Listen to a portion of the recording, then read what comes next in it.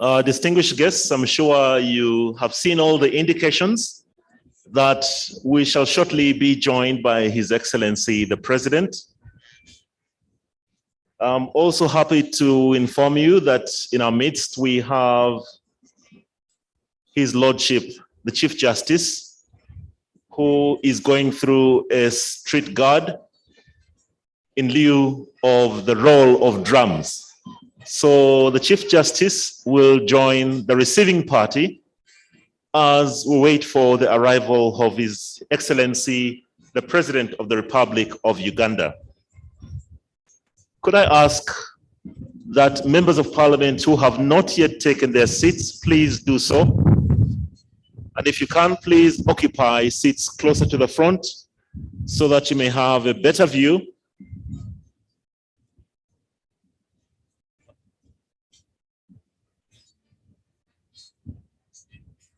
And shortly, we shall certainly be joined by His Excellency, the President of the Republic of Uganda.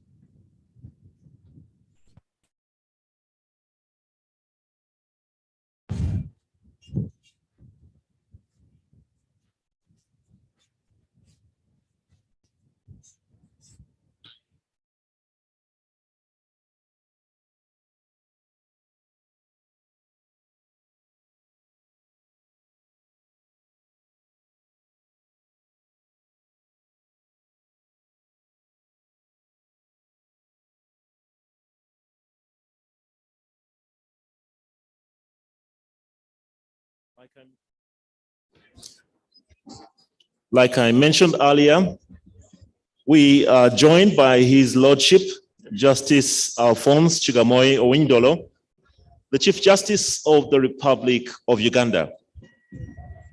As is customary at the opening of a session of Parliament, the three arms of government come together and listen to the address by His Excellency, the President. So we have the legislature represented, we have the judiciary, and we have the executive here as well. And this is all in recognition of the state opening of a session of Parliament, in this instance, the second session of the 11th Parliament of the Republic of Uganda. And this is where we shall listen to the delivery to Parliament of an address on the state of the nation by His Excellency, President Yoweri Kaguta Museveni. Very shortly, we shall have His Excellency join us. And as soon as he does, we shall ask everybody to stand to their feet and remain standing until after the anthems are played.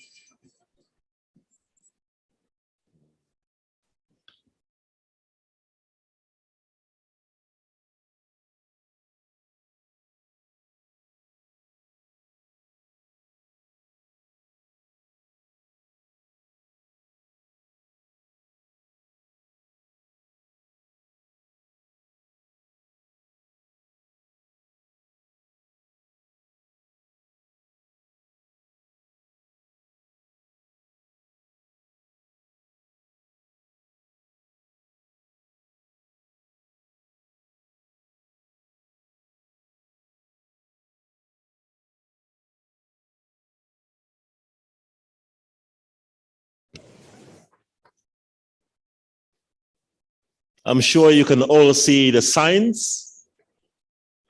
You can see the convoy pulling in ahead of His Excellency, the President of the Republic of Uganda.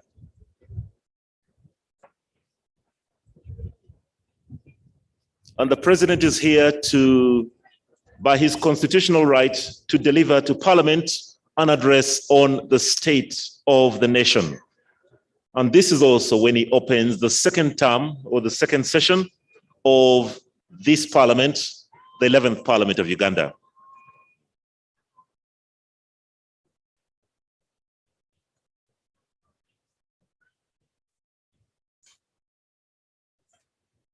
The president's convoy will drive through the street parade, the street guard.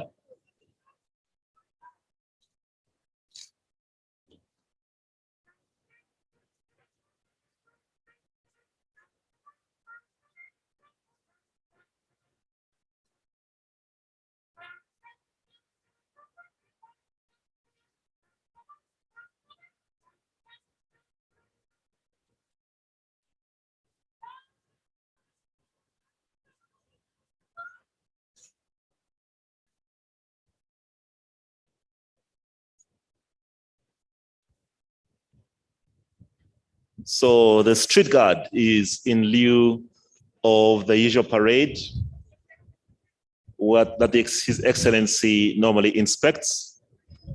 But that guard is given in recognition of the arrival of His Excellency, complete with the bugle that you had.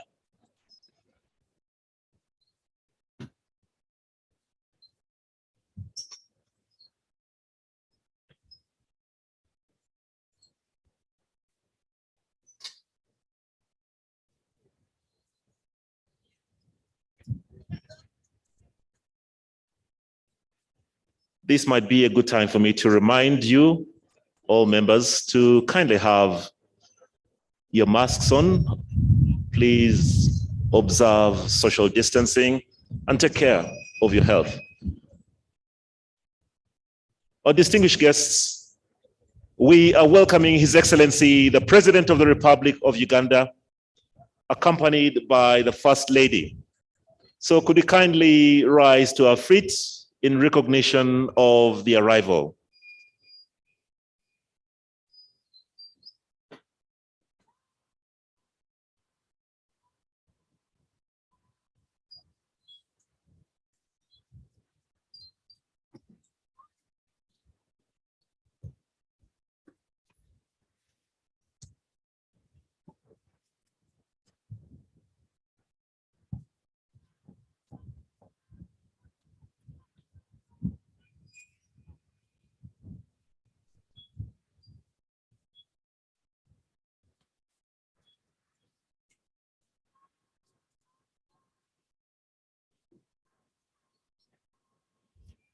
As is the norm, His President shall proceed to the saluting dais, and that is also where he shall sign the visitor's book, announcing his presence at Parliament.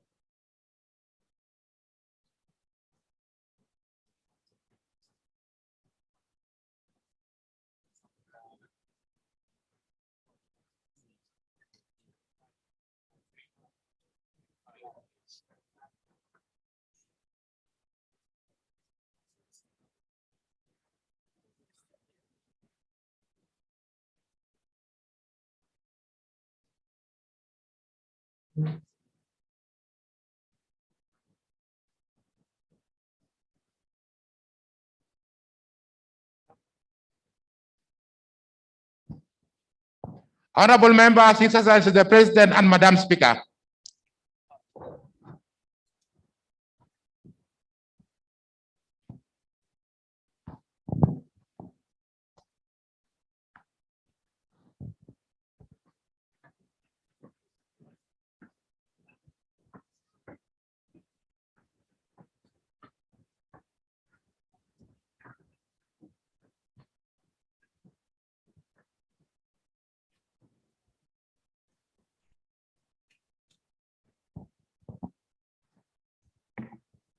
The anthems.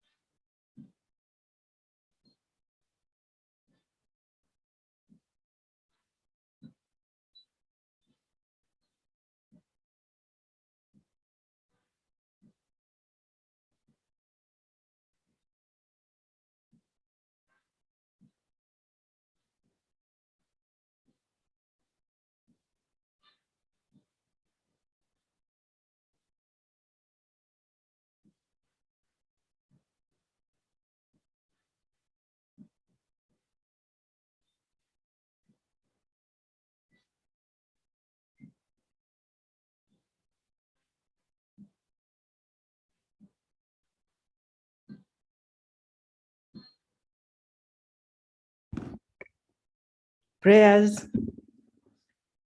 Almighty God, who in your infinite wisdom and providential goodness have appointed the offices of leaders and parliaments for the welfare of society and the just government of humanity, we beseech you to look upon with your abundant favor these your servants, whom you have been pleased to call to the performance of such important trusts in this land.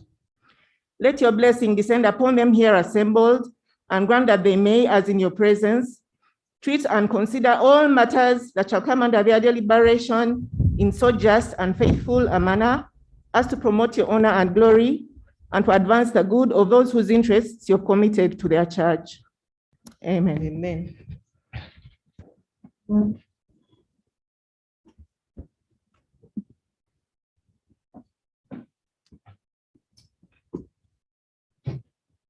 Proclamation by the Right Honorable Speaker of Parliament.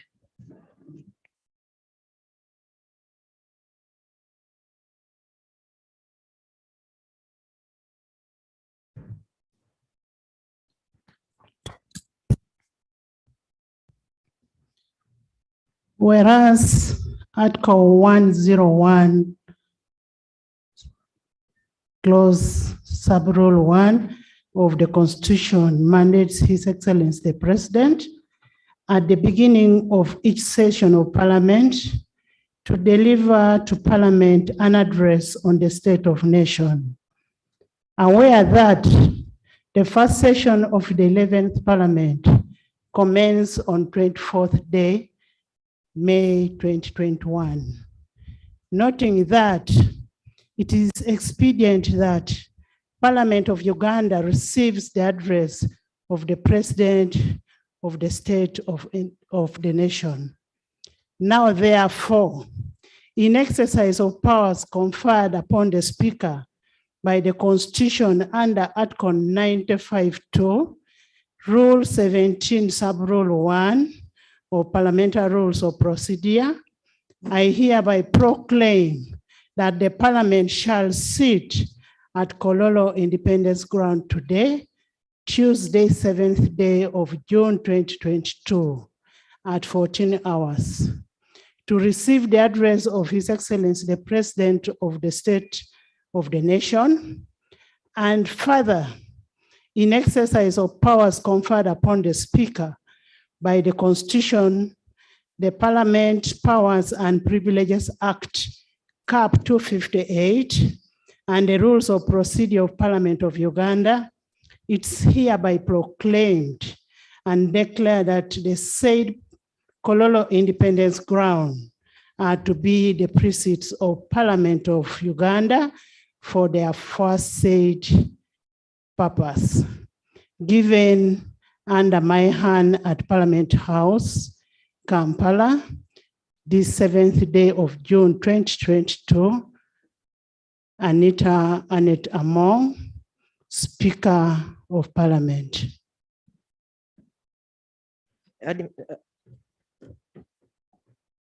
Item number 4, administration of oaths.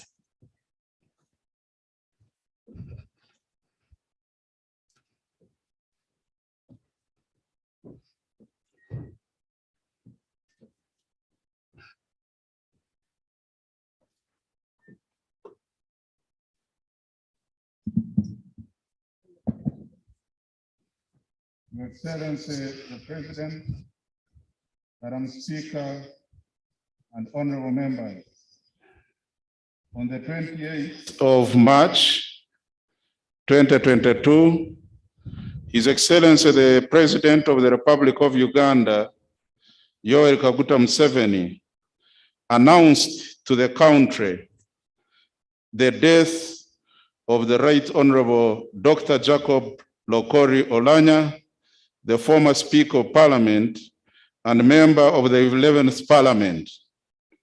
This rendered the position of the Member of Parliament for Moro County vacant.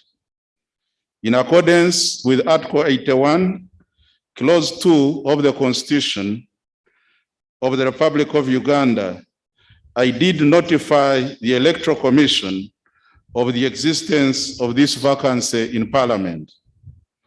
On the 26th May 2022, a by-election was held, and the Electoral Commission has in writing communicated the results to the Clerk of Parliament, indicating that Ojok Andrew Olanya was elected as the member representing Omoro County.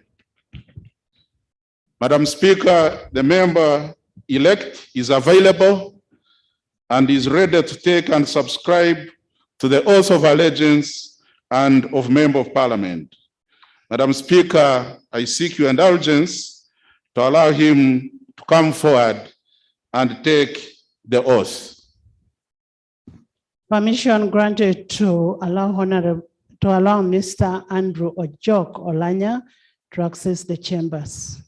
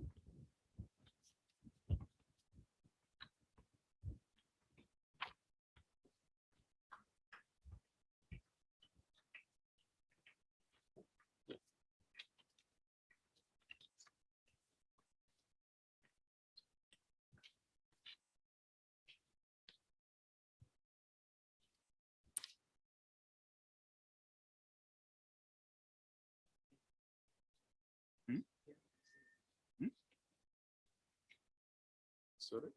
Oh, okay.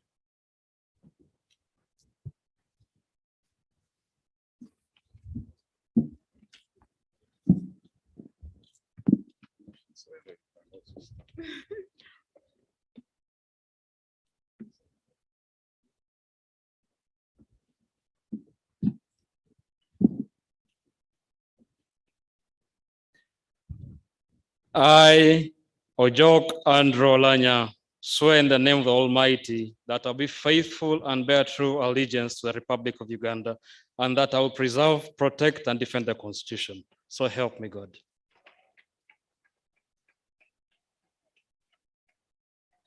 I, Ojok Andrew Olanya, swear in the name of the Almighty God that I will give faithful service to this Parliament and support and uphold the Constitution of the Republic of Uganda as by law established. So help me God.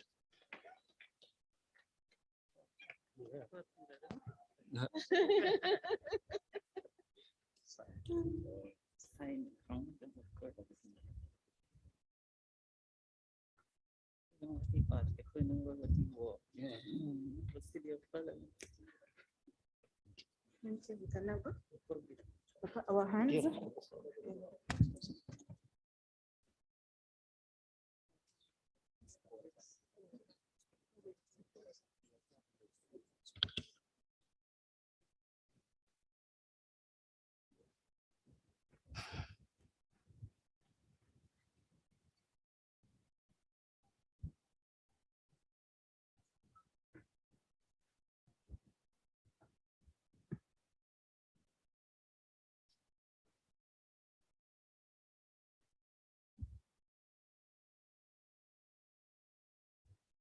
Honorable Andrew Ojok Olanya, I want to congratulate you and welcome you to 11th Parliament of Uganda.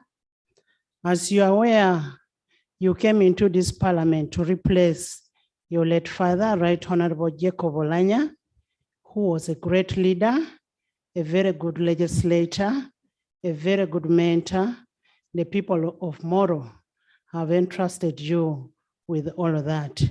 And from that, you need to represent the people of Moro effectively. I would like to thank you and your family.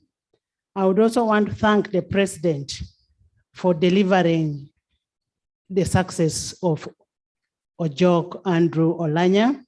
And I want to thank the father who is here, just sitting next to me, the Chief Justice, who is a parent now to Ojok. You're most welcome. We are very grateful to have you in the 11th Parliament. Congratulations once again.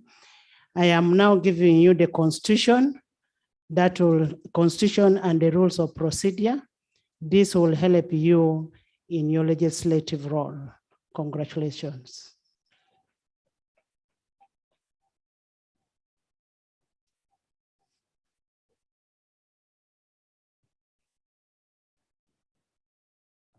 There.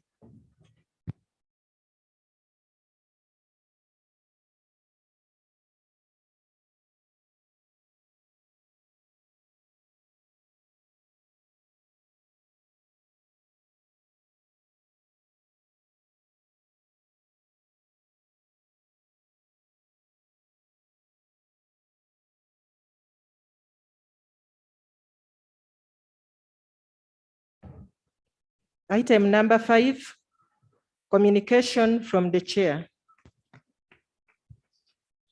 Your Excellency, the President of the Republic of Uganda, Your Excellency, the Vice President, His Lordship, the Chief Justice, who is also here as a parent to Honorable Ojok Andrew Olanya, the Right Honorable Deputy Speaker of Parliament, His Lordship, the Deputy Chief Justice, the National Vice Chairman of NRM, the Right Honorable Prime Minister and Leader of Government Business, the Leader of Opposition in Parliament, Cabinet Ministers and Ministers of State, Honorable Members of Parliament, Your Excellency, the ambassadors and high commissioners, the dean and the counselor of the COP, fellow speakers and presiding officers from neighboring countries, that is from South Sudan and from Rwanda, you're most welcome. Distinguished guests, ladies and gentlemen. It is my distinct honor and privilege to welcome you to this sitting of Parliament. As you recall, we prorogued the House on 20th May 2022 in accordance with the Article 95.3 of the Constitution of the Republic of Uganda. The prorogation marked the end of the first session of the 11th Parliament of Uganda as stipulated under Article 95.4 of the Constitution of Uganda, which provides that a session of Parliament shall be held at least once a year, but a period between one session and the next following session shall be less than 12 months. Today's sitting marks the opening of the second session of the 11th Parliament, pursuant to Article 101, Sub-Article 1 of the Constitution of the Republic of Uganda. His Excellency will deliver his address to the nation on matters regarding the country. This address on the state of the nation will be the second in the 11th Parliament. Besides being a constitutional obligation, the State of Nation address is an integral part of the parliamentary tradition. It is in an avenue for the President as the fountain of honor to enumerate the government's scorecard against the targeted laid down goals of the previous State of Nation and communicate the government's legislative agenda for the following session of Parliament. As representatives of the people, it is to our best interest to listen and take cognizance of the government's milestones. At an appropriate time, the House will exhaustively debate the President's address on the State of Nation. The first session of Parliament has been particularly a difficult one. While we began in the earnest on 24th May 2021 with the election of the Speaker and the Deputy Speaker, tragedy befell us on 20th March 2022 when we lost our beloved Right Honorable Jacob Olanya Lokori, a very disheartening time and painful occurrence that even we continue feeling up to now. Even as we continue to recollect ourselves to recover from the grief and pursue the big aspirations that our departed former Speaker had for this House, I want the nation to know that Right Honorable Jacob Olanya will never be forgotten. We thank God that his legacy will survive in this House through his son, that is Honorable Ojok Andrew Olanya, who joined us this afternoon and after taking his oath as a member of Parliament. Ojok, you're most welcome. I take this singular opportunity to ask that we rise and observe a moment of silence in his honor.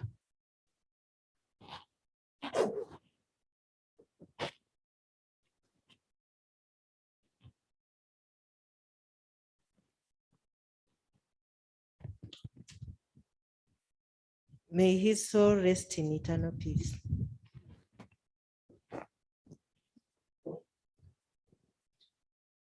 Honorable members, while we warm up to the commencement of the second session of the 11th Parliament, I want to implore you to reflect on the performance of the first session, both at institutional level and personal level as people's representatives.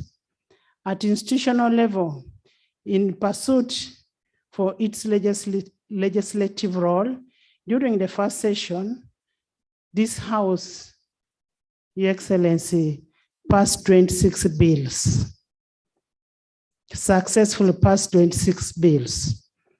And the bills are indicated in the booklet that you have, but the most important bill is the East African Crude Oil Pipeline, Bill 2021, which is helping this country so much.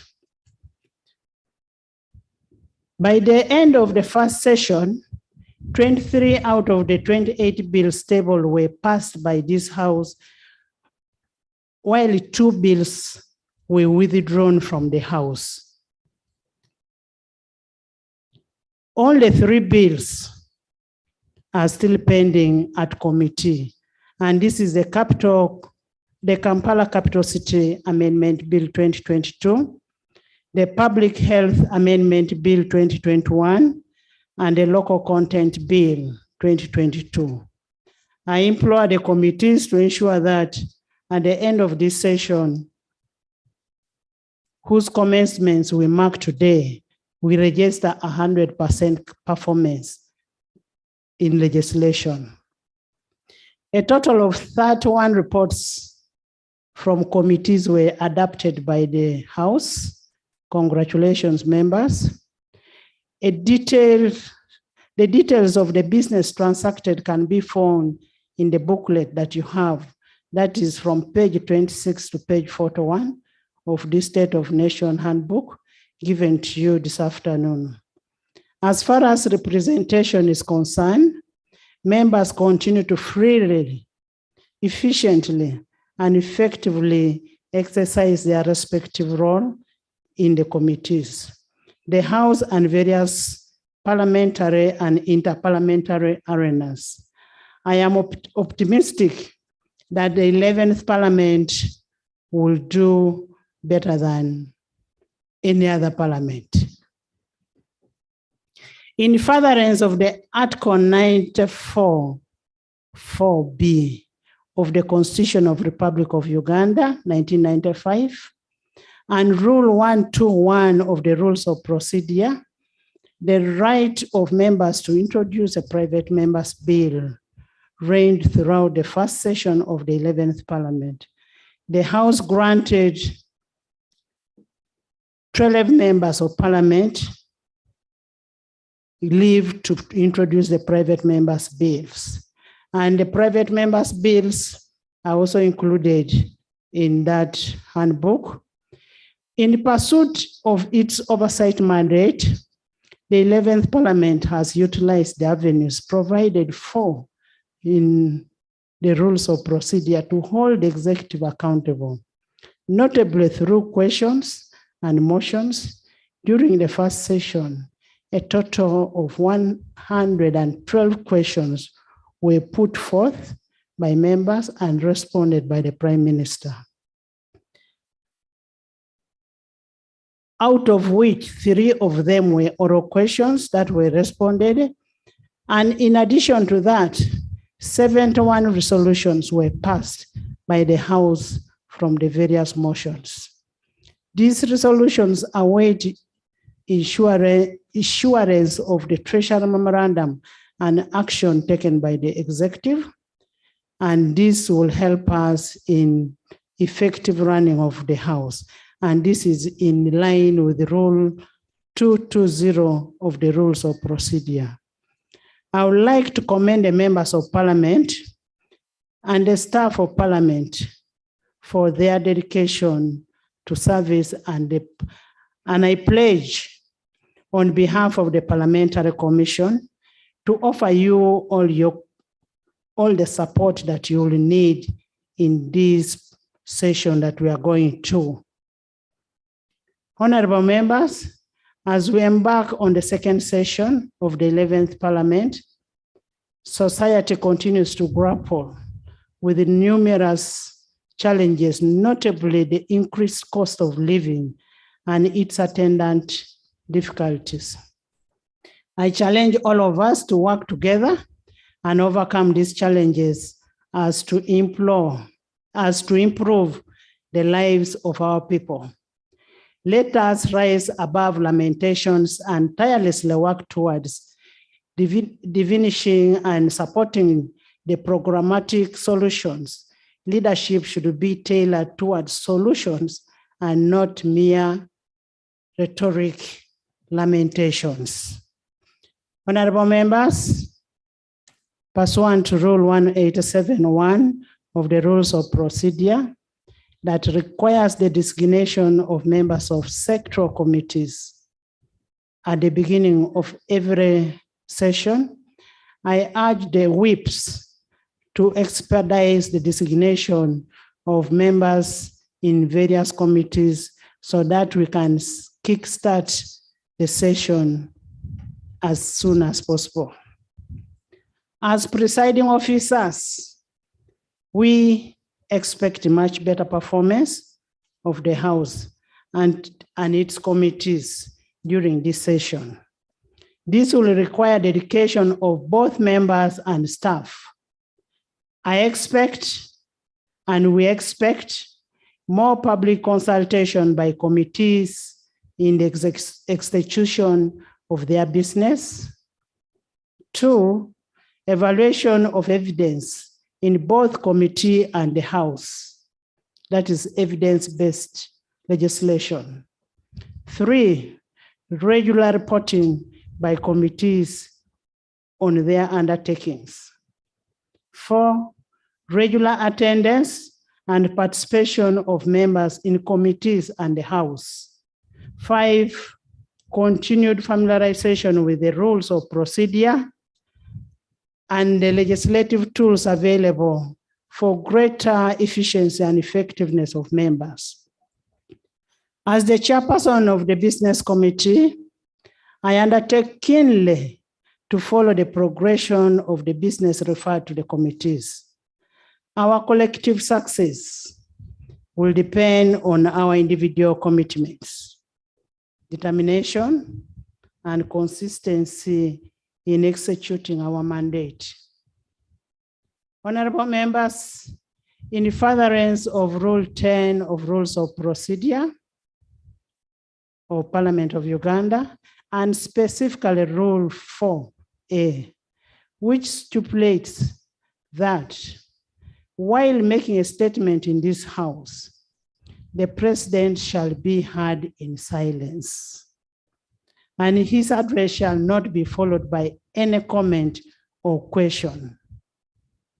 I will allow adequate time in the future for us to exhaustively debate on the President's address on the state of nation, including a right of reply for the leader of opposition in the House as per Rule 53.1 of the Rules of Procedure.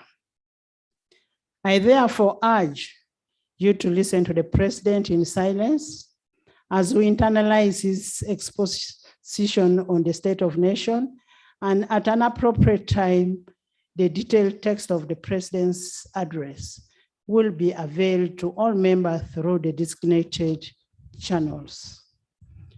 I thank you all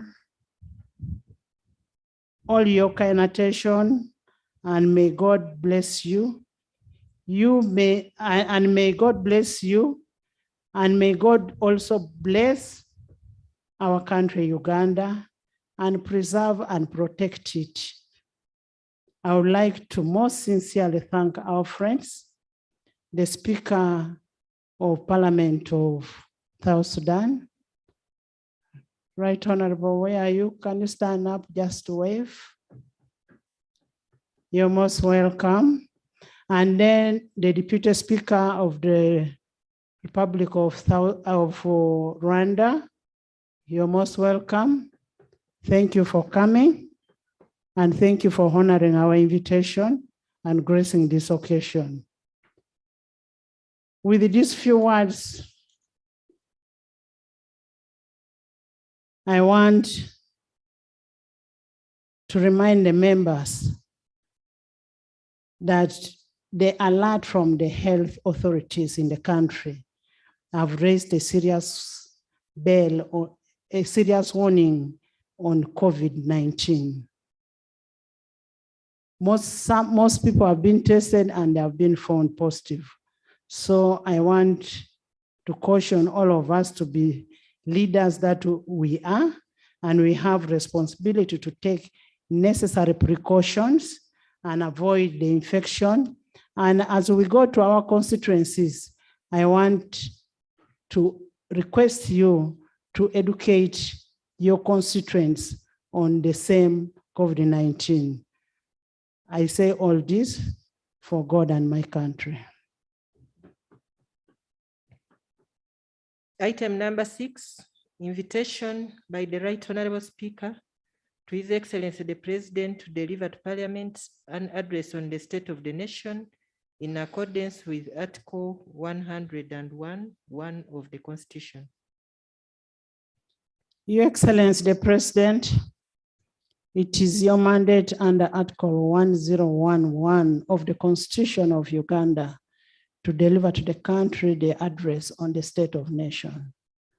The purpose for which this House has convened here today is basically that. It is therefore my singular honor, Your Excellency, to invite you to deliver the address to the nation.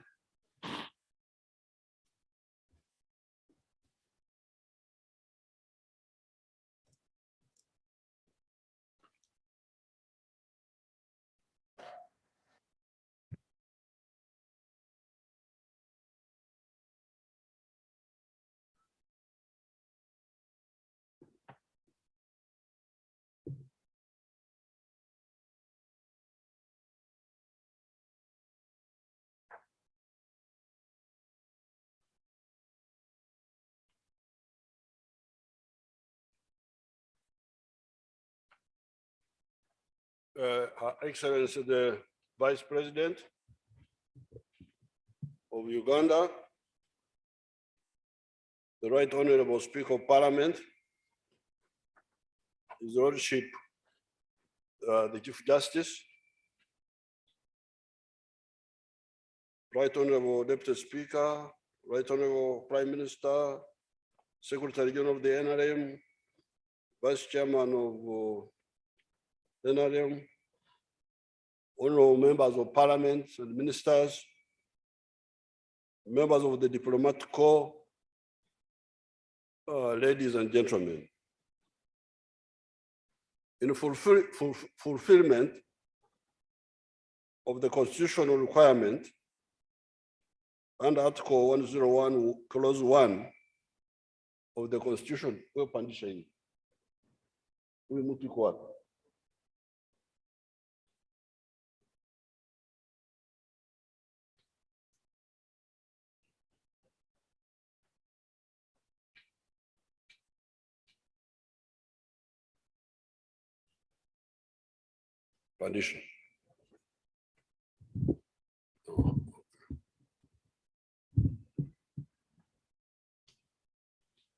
In fulfillment of that article, Clause 1 of the Constitution of the Republic of Uganda, I am here to deliver the State of the Nation Address 2022. Greetings to all Ugandans and to the honorable members. Nawasalimia wote, nyinyi wote. On an occasion like this one, I'm reminded of the parable in the book of Matthew, chapter 7, verses 24 to 27. This is the parable of two men, a foolish one and a wise one. The foolish man built his house on sandy ground, and when the storm came, the house collapsed. the wise man built his house on hard ground, and even when the storm came, the house withstood the force. The exact quotation goes as follows, in quotes. Therefore, everyone who hears these words of mine and puts them in practice is like a wise man who built his house on the rock. The rain came down, the streams rose, and the winds blew and beat against the house. Yet it did not fall because it had its foundation on the rock. But everyone who hears these words of mine and does not put them into practice is like a foolish man who built his house on sand. The rain came down, the streams rose, and the winds blew and beat against that house, and it fell with a great crash. End of quote. Similarly, when the national resistance movement was fighting, and when we took power in 1986, we put out the 10 points program that was later summarized into the 4 principles of the NRM. Point number 5 of the NRM 10 points program set out to build, in quotes, an independent, self-sustaining national economy, end of quotes, by creating backward and forward linkages in our economy. Later, we summarized the 10 points into the 4 NRM principles of patriotism, Pan-Africanism, socio-economic transformation, and democracy. Some myopic people thought that this was sandy ground where the NRM had constructed the House of Uganda. However, the onslaughts to which Uganda has been subjected in the last 2 or 3 years have proven that the Uganda House the NRM has constructed in the last 60 years, including the preparatory years before 1986, has been built on hard ground indeed. Remember the locusts, the rising waters of the lakes,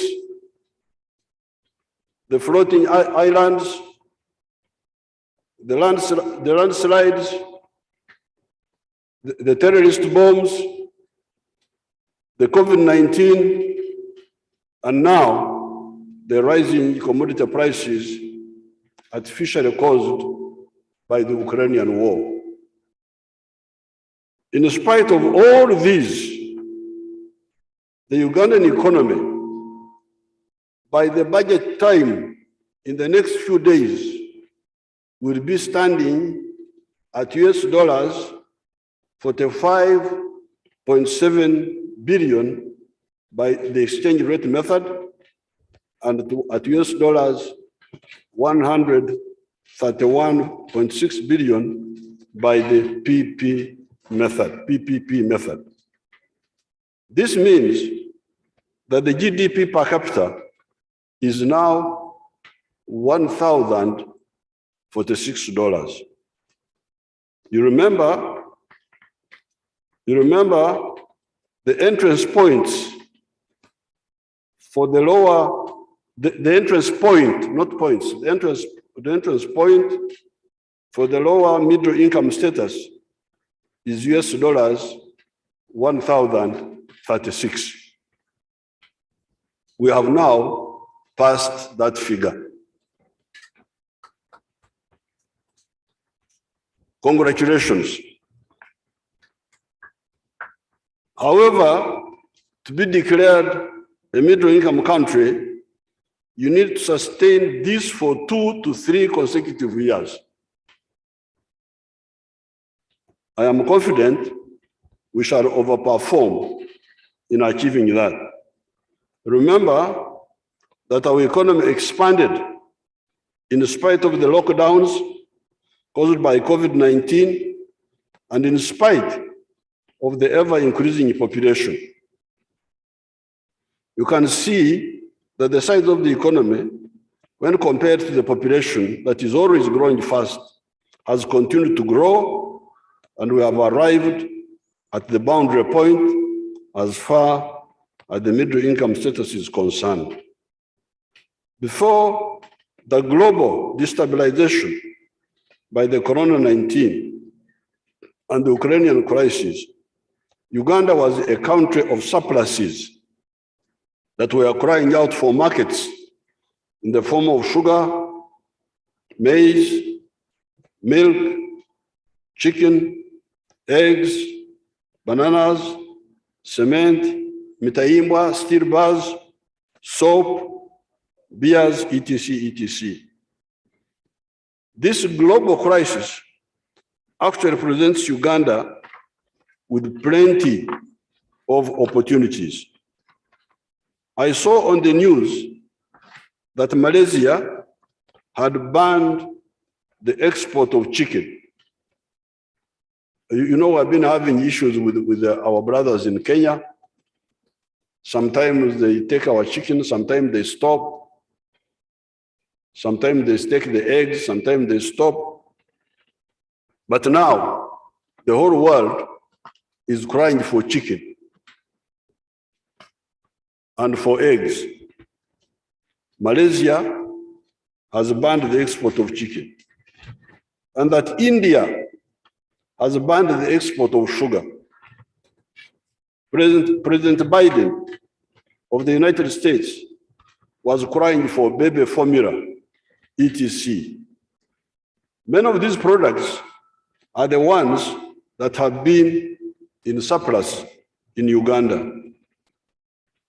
We just need to deal with a few quality and biohazard issues.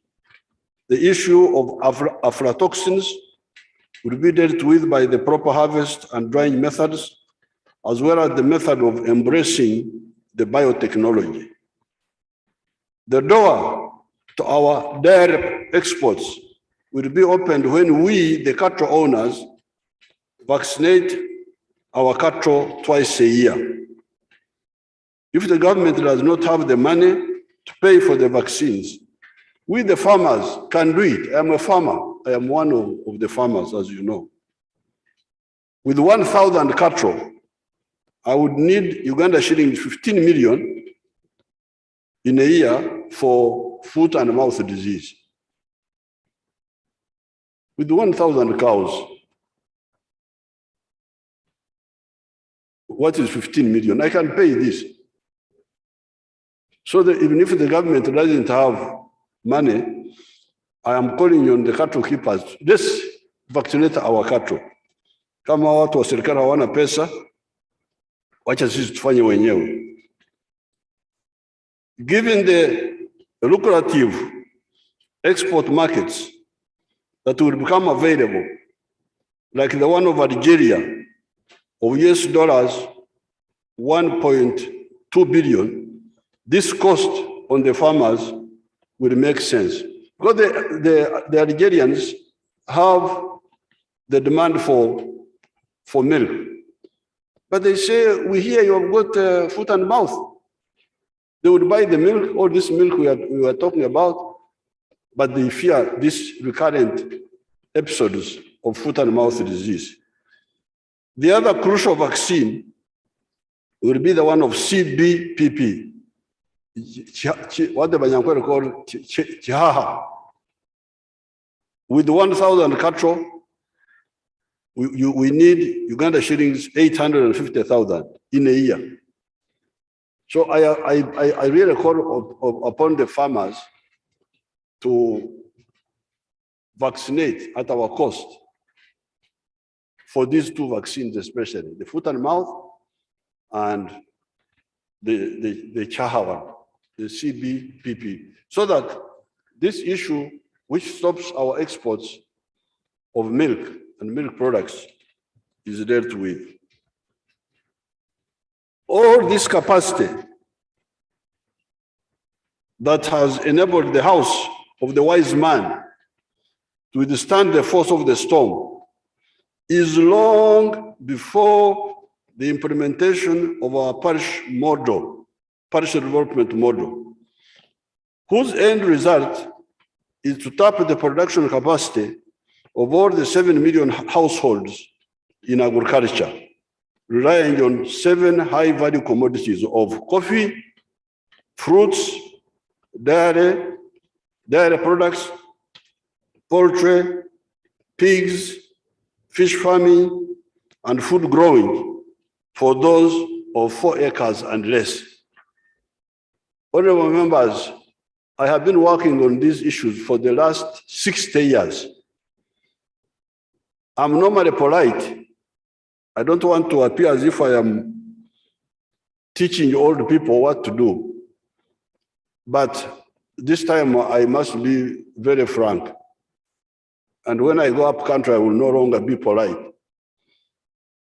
These 7 activities, I have researched on them.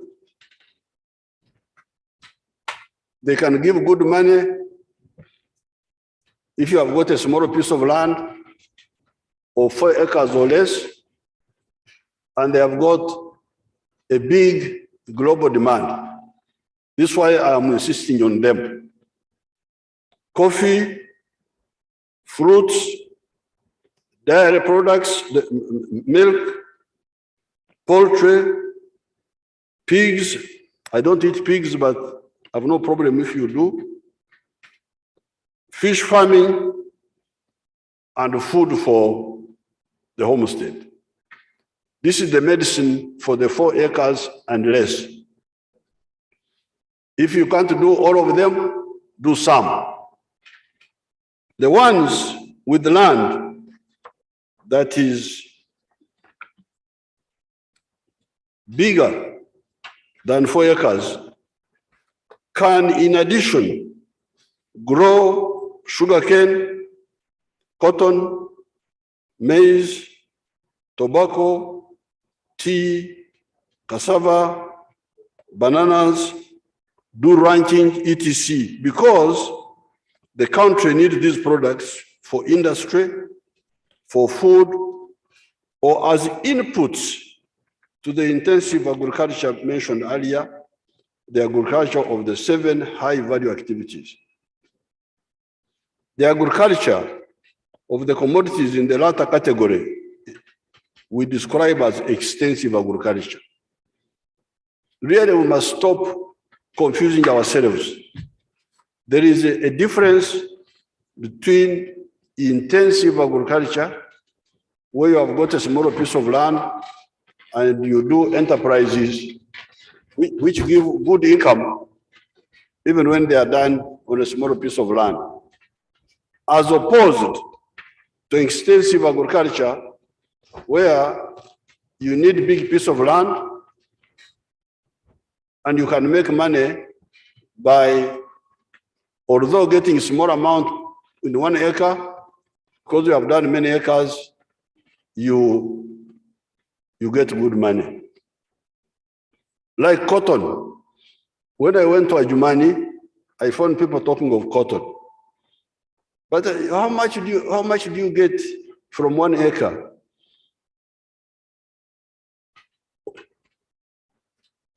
Of cotton in a year? General Moses told me that they were getting 1 million.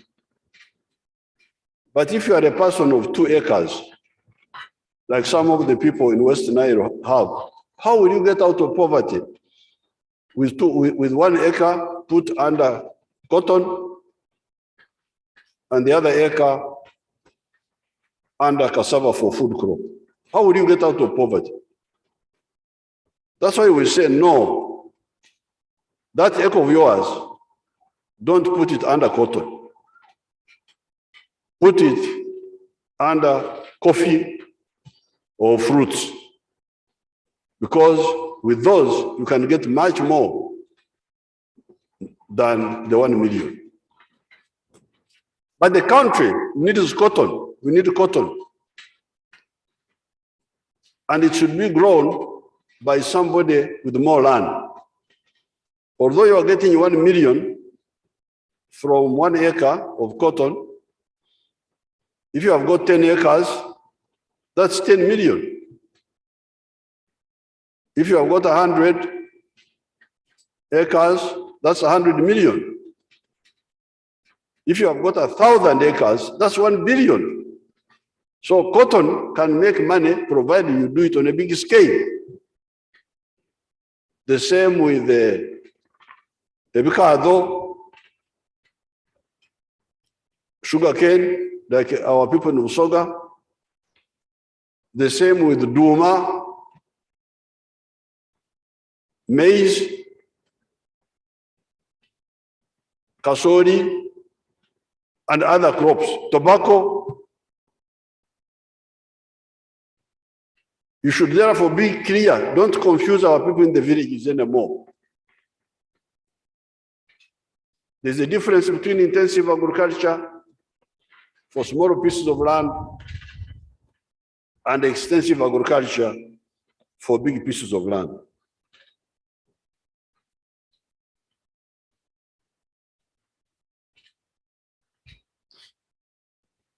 The agriculture of the commodities in the latter category we describe as extensive agriculture, where you get less money per acre, per annum, but because of doing what you are engaged in on a large scale, you get good money. The activities of intensive agriculture, such as poultry, piggery, fish farming, dairy farming of the zero grazing type, need animal feeds,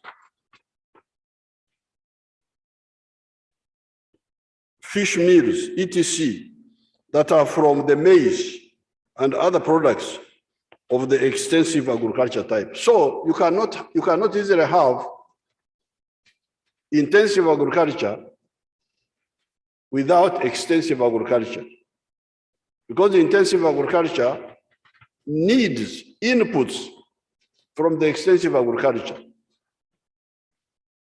That's why Uganda is unbeatable in terms of chicken, of eggs. Nobody can compete with us in the world because we have both. We have cheap maize, so we can make cheap animal feed and therefore support chicken and pigs and fish farming. That's why that's why normally our brothers in Kenya get problems, because we are able to give them chicken, very good eggs, very good milk, but at a low cost, because we have got cheaper animal feeds.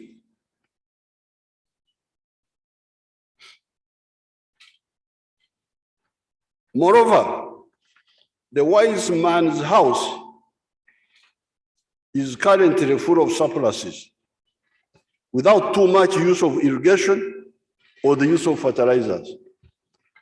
The surpluses we have, 5 million tons of maize, 2.8 billion liters of milk. Maize, Uganda consumes only 1 million, but we produce 5 million tons. Milk, we consume only 800 million liters, but we produce 2.8 billion liters.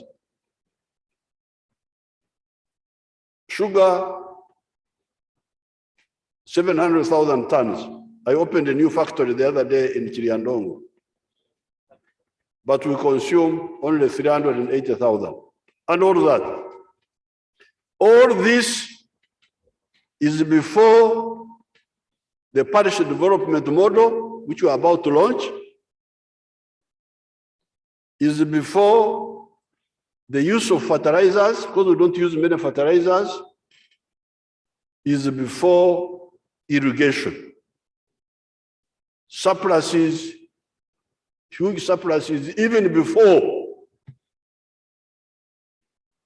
everybody is involved, which we are going to do under the parish model, before we use irrigation, before we use fertilizers seriously. In the coming financial years, we are going to intensify the modest efforts we have already started on in connection with irrigation. With irrigation, we have worked with the private sector to produce solar-powered water pumps that the rich farmers can buy and engage in mini irrigation farm by farm. I will buy a solar-powered water pump myself. I don't have to get it from the government so that I can do my micro irrigation. Once the solar-powered irrigation pumps are on the market, the government will buy them for some of the cooperatives or farming villages where one pump can be shared by a number of small farmers. I worked on this project of the solar-powered water pumps because I know something about farming. When you have got water pumps which need petrol or diesel, they are disturbing. Solar-powered water pumps are better because when there is sun, they pump water to the tank on a raised ground, and that water can go by irrigation, by gravity, and you irrigate. Even when there is no sun in the night, the water is already in the tank. We shall continue also developing the mega irrigation schemes of the Mobuku type. Currently, 150 solar-powered water pumps have been imported already. By the end of next year, 687 solar-powered water pumps will have been imported. Meanwhile, our private sector is building a factory for producing solar-powered water pumps and panels, solar panels. The factory will be ready by the end of the year, and it will produce 160,000 pumps per year. At the same time, we are continuing to repair and expand the old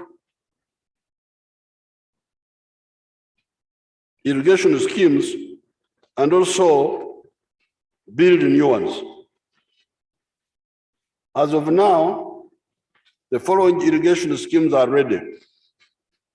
Wadelai in Pakwach, Mobuku in Kasese, Ngenge in Kwen, Doho in Butareja, Ruengaju in Kawarole, Agoro in Kitugum, Orway in Lira, and Tochi in Oyam. Achomoy in Bukedea and Atari in the district of Bramburi and Lope in the district of Moroto are being worked on. We intend to use the waters of the Kajera River to support irrigation in Isingiro, the water of Lake Kyoga, support irrigation in the Nakasongola district, the water of the Nile, support irrigation in Pakwach, Nebi, Madiokoro, and Obongi districts. The areas of Busoga, Teso, Bukedi, and Lando have got a lot of wetlands that are now being misused for rice growing or underused, that will be used as reservoirs for irrigation projects.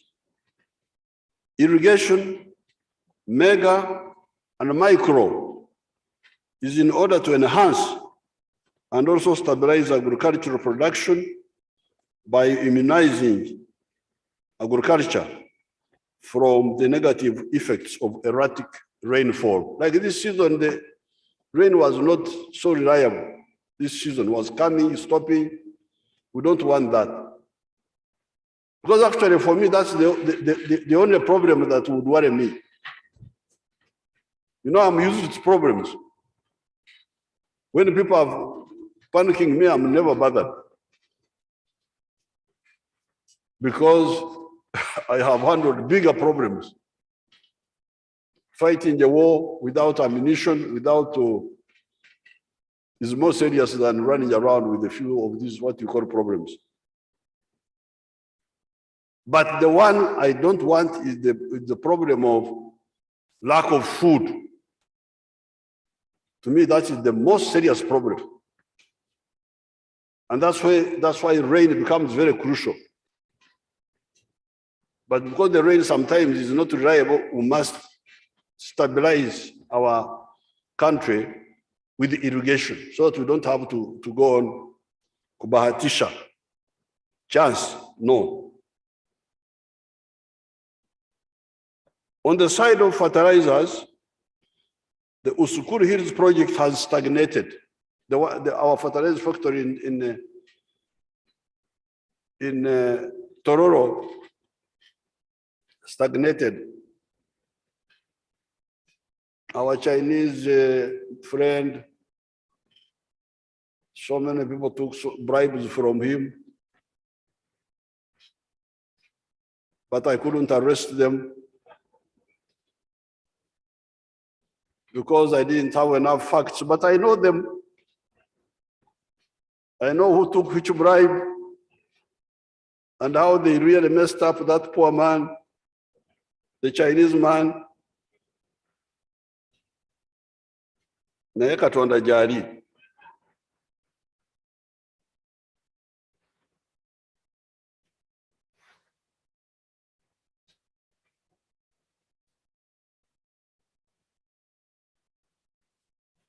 So the man lost so much money. He was a very good man, but he didn't know how dangerous these Ugandans are.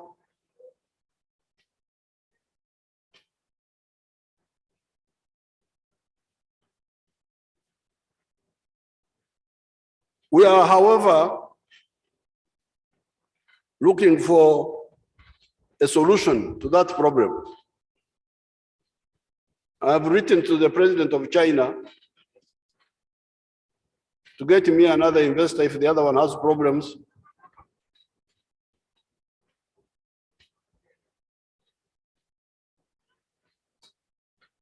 Or if not, I would use another solution. There are a number of offers. Tororo will give us phosphorus from the phosphates, associated gas that is found in our petroleum in Lake Albert will give us the nitrogen, and Lake Katwe will give us the potassium. So the three elements, NPK, nitrogen, phosphorus, potassium, we have all of them here. It is a question of coordinating their extraction. With these efforts, because we already have surpluses, without irrigation, without the use of fertilizers, without the full involvement of all the families. So you can imagine what will happen when we solve the three. Full mobilization of the families so that they are all involved. We no longer have abakorera chida chonka. You know that group from Parisa. Abakorera chida chonka. Butareja, Chibuku and all those areas. Teach me each keken, the ones who only work for the stomach. And then irrigation, and then fertilizers. With these efforts, you can visualize the magnitude of the agricultural production in Uganda. It will be massive. I can give one example. In the villages, production of bananas per hectare is 5.3 tons. However, Dr. Muranga at Nyaruzinga in Bushenyi, with government support, produces 53 metric tons per hectare. You can imagine. From 5.3 to 53. Why? Because she's using irrigation and she's using fertilizers. This is where our industrial linkage with our agriculture comes in.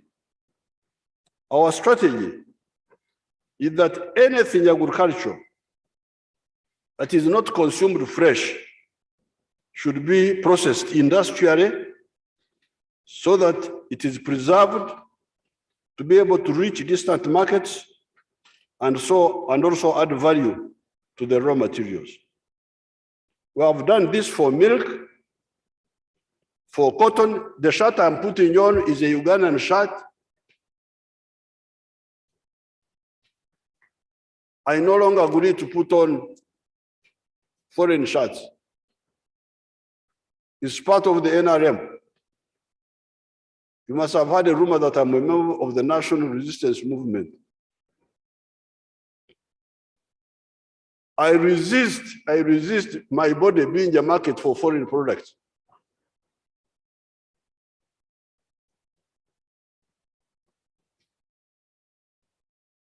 I am one of the original members of the National Resistance Movement.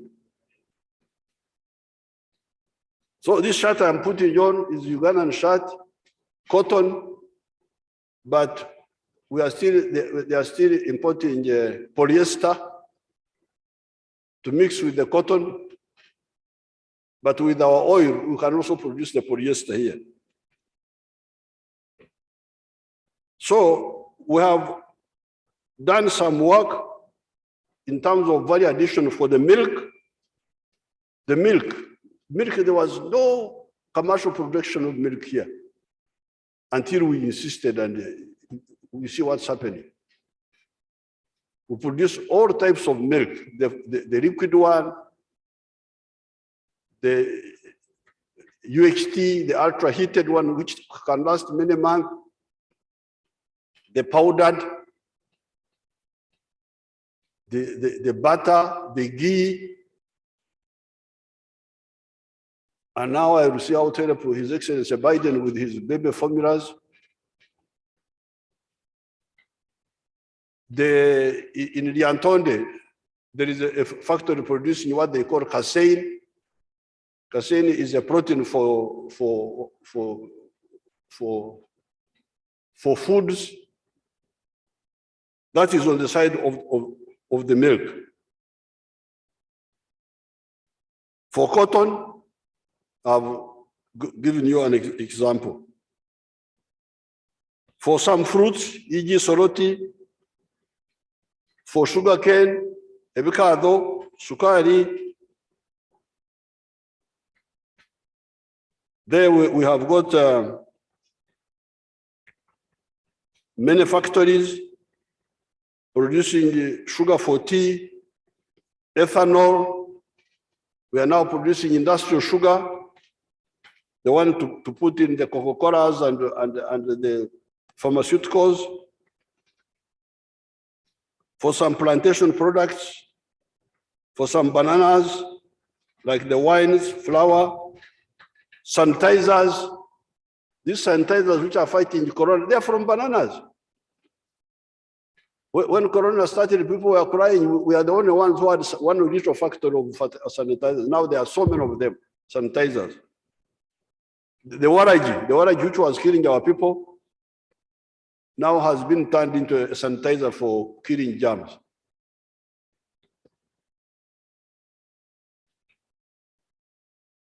For some of the maize flour, animal feed, later ethanol, industrial alcohol, etc. This now brings me to the massive theft that has been going on with coffee. Right from 1986, I started the struggle to add value to our coffee because our cadres who were deployed there told me the value differentials between our coffee sold as beans and what it would get when processed as soluble coffee or any other type of final coffee to be consumed. At that time, 1986, the kilogram of beans of coffee would give Uganda $1 per kilo. While the same coffee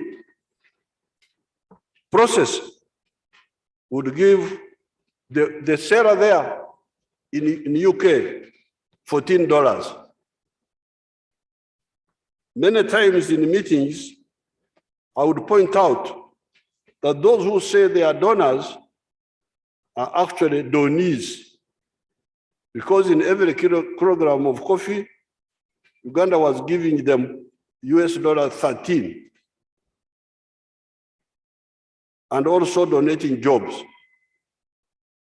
Whose children roast the green beans and ground them into powder in Europe? Are they our children? Whose electricity do they use? I have checked the latest figure. There is a type of coffee, Robusta coffee, that is known as Screen 18. Sold as green coffee, that is as bean, after you remove the skin, after removing the skin, apparently, our people are being paid $3.34 per kilogram. This is the good one. The other grades, they get much less. I think what the lowest grade gets $1.7 per kilogram. When this same kilogram is roasted in London and ground, it shrinks to 700 grams and packed into packets of 300 grams each. Each packet is sold at $12, which means that 700 grams may fetch about $30. Therefore, for what Uganda gets $3.34, the smart people of UK get $30.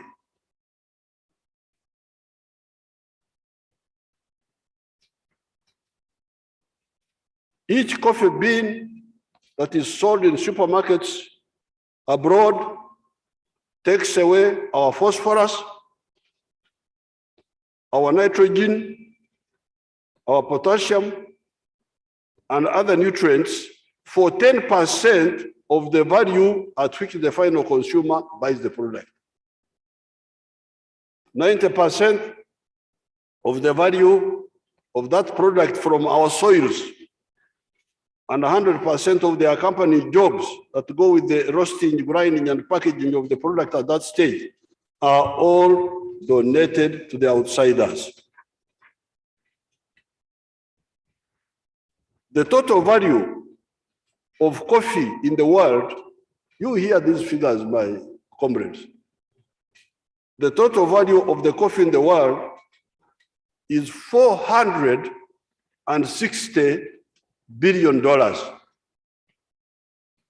The global coffee trade brings in $460 billion. However, of this figure, the coffee growing countries, of this figure, 460 billion, the coffee growing countries of the whole world only get $25 billion.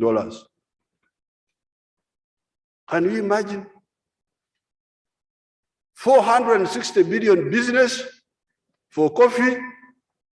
The coffee growing countries of the whole world, Brazil, all of them, all of us,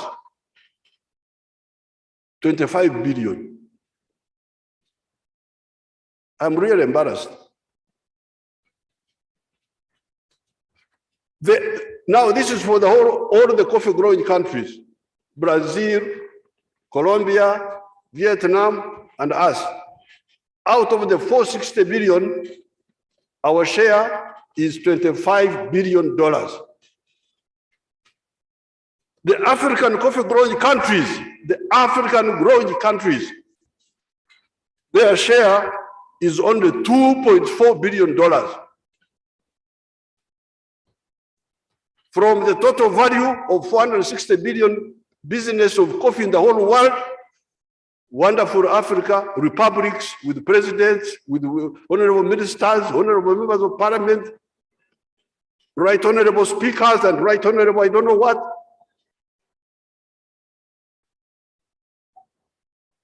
Our share, $2.4 billion.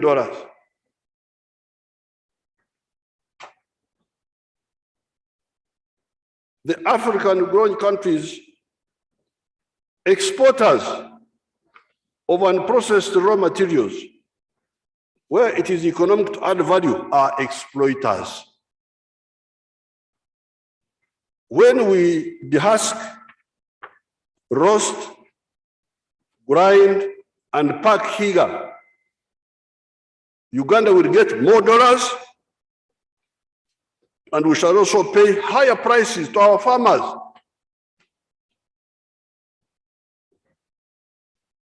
The farmers are now cheated because the biggest beneficiaries from our coffee are the external roaster, grinders, and packers of coffee. The story about blending ETC is nonsense. That blending ETC can be done here. We have both Robusta and Arabica. In any case, I hear that our good Robusta is used to blend inferior coffees from other areas, but in Europe. It is this centuries-old hemorrhage that I saw my old friend, the Honorable Abed Bwanika, was so passionately supporting here some weeks ago. I said, but I still have my mouth. I'll go with my mouth. I don't leave it at home. When I go to Parliament, I will speak. And I have come.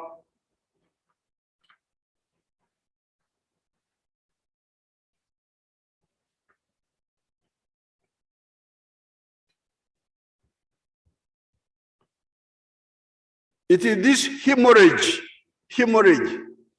that NRM opposed from the beginning in the point number 5 of the NRM 10 points program, already referred to. This hemorrhage is not only in coffee. This cotton, if you sell cotton a kilo, after you have removed the seeds, what they call ginned cotton, you get again $1. But when they make shirts, I think they make 4 shirts out of 1 kilo. The one who makes the shirts gets $14. From the same kilo, for what we got $1. The one who uses your kilo to make the shirt will get $14 or more, while you got only $1.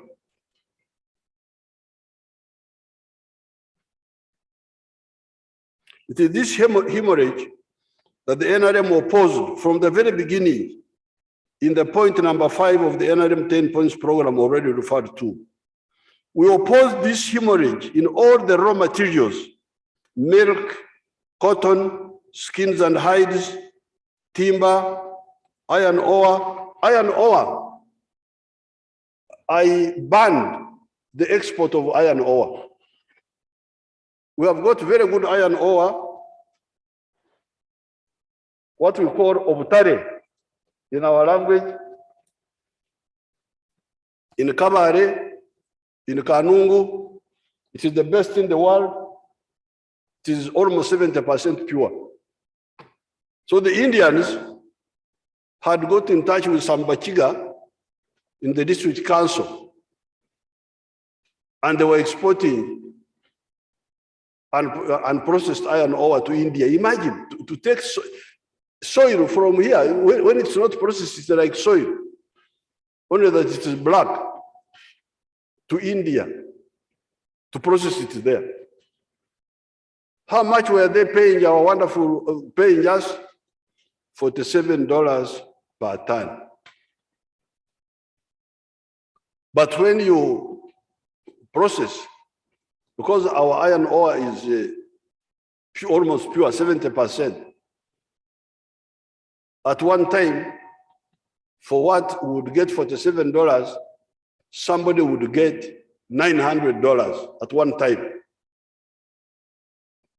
This day, the price came down. It's now about, it had gone to about 500. I think I hear it has gone back to about $700. And then the jobs. How can we accept this? I said, no. I will never allow, as long as I'm in charge of the country, there will never be export of iron ore unprocessed. If you want process, come to Kaware, build the factory there. And also we need the iron, we need the steel here, we need it. You can imagine all these dams we are building, we are using import. Yes, we have the factories which recycle scrap, but the scrap metal, scrap steel cannot be used in very strong structures like dams, like the railway, like high-rise buildings. Those ones we use imported steel from China, we have our own here, which we are going to develop. And we are getting investors because I resisted. People are giving up, they are now coming. You'll soon, I have asked the Bachiga to give me 200 acres. Rwanda got me some acres in Rwanda to build a huge factory of steel there for Central Africa, for Uganda and also the neighboring countries. So it is not the struggle for coffee only, all these raw materials. And you will hear, you will see how it is very, very dangerous. We oppose this hemorrhage in all raw materials: milk, cotton, skins and hides, timber. You can imagine, Uganda was importing furniture from India, from Dubai. Dubai is selling Uganda furniture. A desert selling a forest land furniture. But because of the resistance, now there's a lot of furniture making here. I have supported some of the groups, like the group which used to be in Zambia. I supported them. The groups here, the ones of the prisons, they make very good furniture.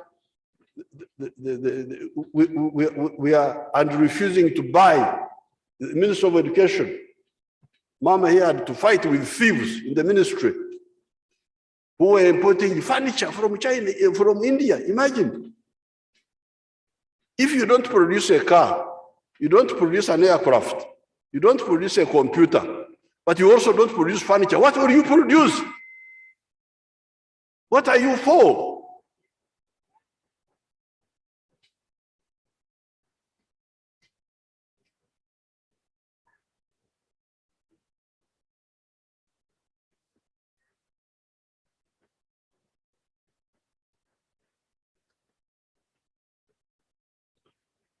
So timber, iron ore, obutare, copper, echikomo, gold, tin, lithium, wolfram, petroleum, etc. All these will be processed here.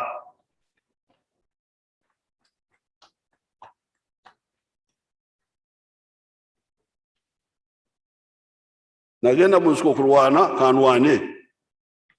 I'm ready to fight. It is this hemorrhage that is responsible for the stagnation of Africa. You hear the statistics, my comrades. The total GDP of the whole of Africa, forget about Uganda, all of the whole of Africa. What is the total GDP? $2.7 trillion. Africa ya fail now.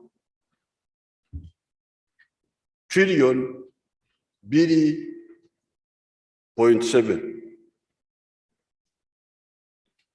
Smaller than or equal to individual economies of other countries. Japan, 5 trillion. Japan, one country, $5 trillion. The whole of Africa, 2.7 trillion. And this is recent. This is recent. Even this 2.7 trillion is to Tambodeko. We have moved because it used to be $500 billion. The whole of Africa was $500 billion economy. But Japan, 5 trillion. India, 2.6 trillion, almost the same as the whole of Africa. UK, 2.6 trillion.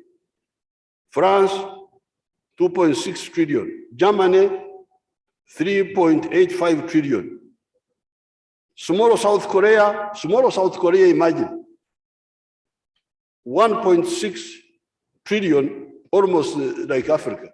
That South Korea is half the size of Uganda in land area. It is when you combine North Korea and South Korea that it's about the size of Uganda. USA, 20 trillion, 20.89 trillion. China, 14.7 trillion. Yet Africa is 12 times the size of India with a population of 1.4 billion. It is 4 times the size of the USA. The continued export of raw materials by Africa is the new form of slavery.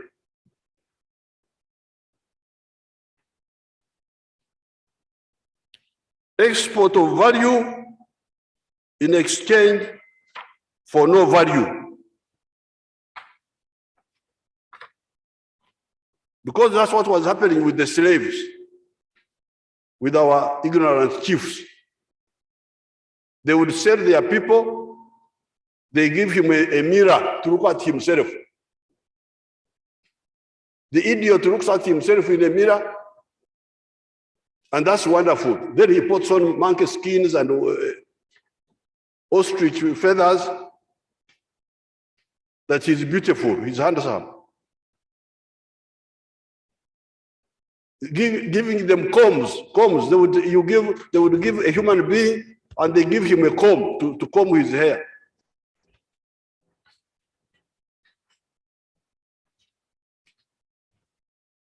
Or for little value like now. 10% value of the final product.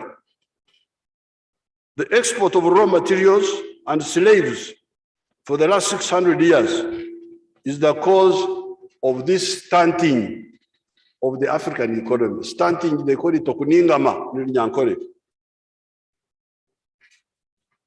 Ever since 1986, I've been trying to get value adders to all our raw materials. Sometimes I succeed, like with milk. I got a company called Samir, who came and helped me.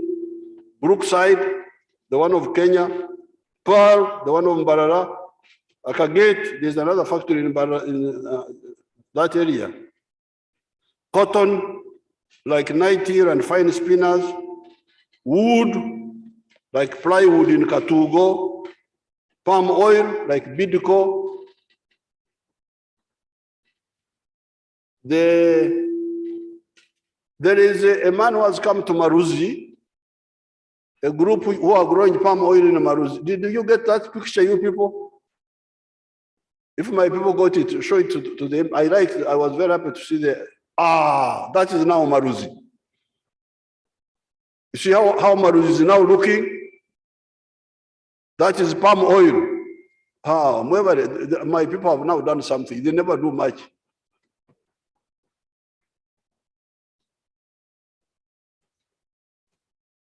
The Mzangore says, no, you put it back. All these people know Museveni, they have seen Museveni for a long time. Let them see palm oil. That palm oil is the group who are doing sugar in the Chiriandongo, in the Chinyara. They are the ones who asked me, and I gave them Maruzi. Put it. Why are you rushing? Uganda wa. Take a call. I saw that picture. I have not been there. Put it back, you man.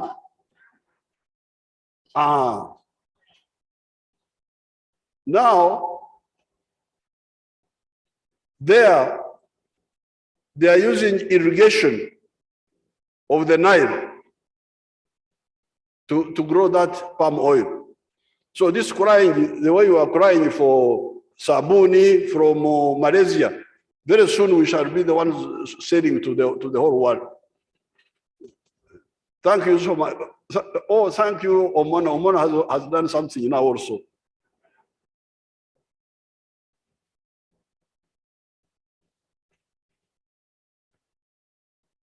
I'm going to say, okay, thank you very much. Thank you. Well, you know, when you thank them, then they make things worse.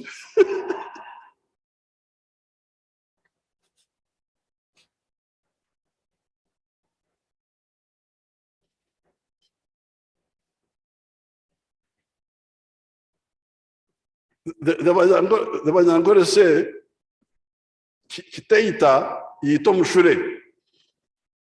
There is a very slow flying bird, very lazy. The one which eats ripe bananas. So the one who does not know how to aim properly. If he kills Omshure, then he's very proud because he has killed a lazy bird.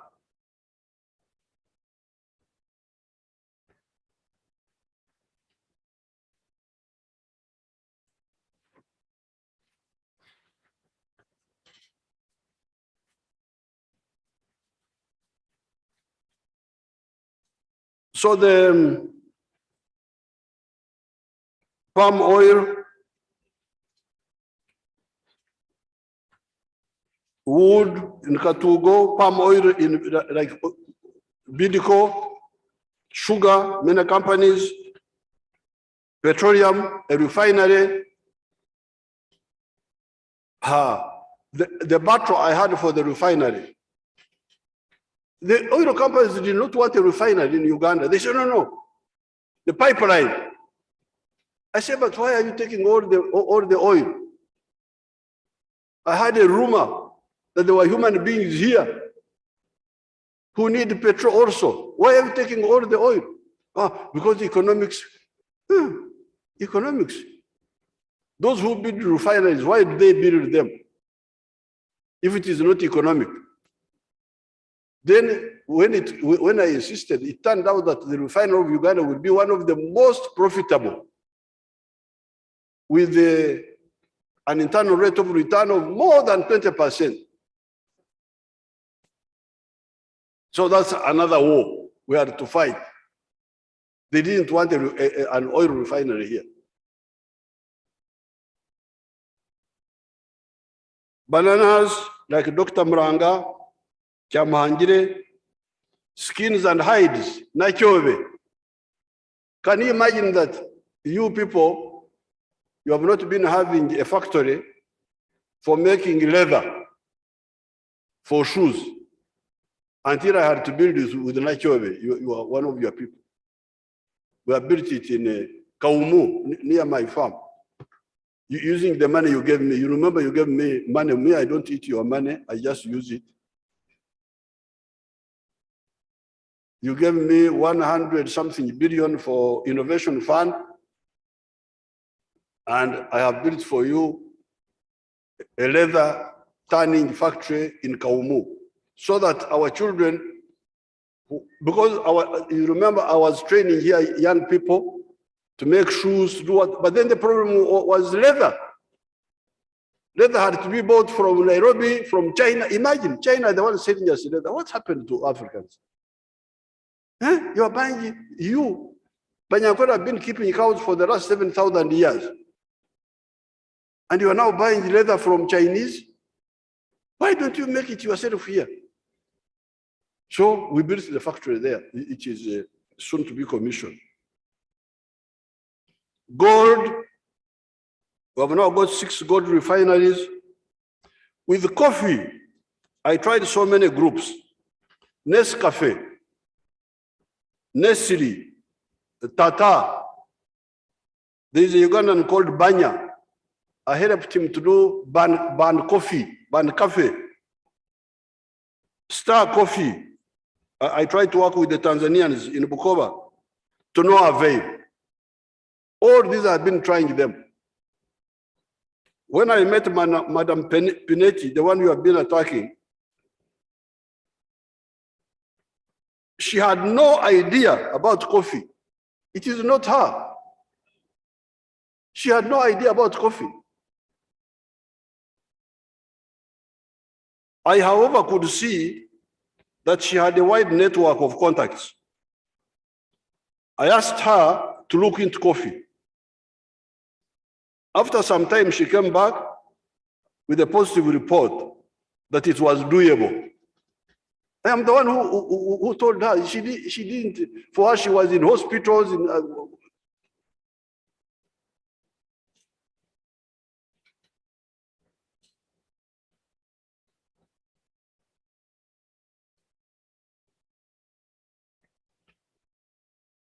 Therefore, those attacking that project are supporters of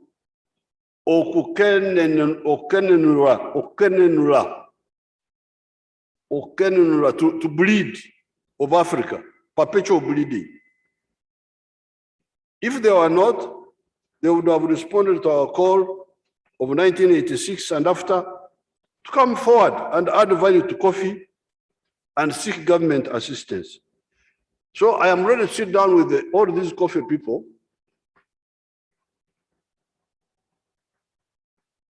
If you want to add value, I will support you. But if you want to be a slave, I will not support you.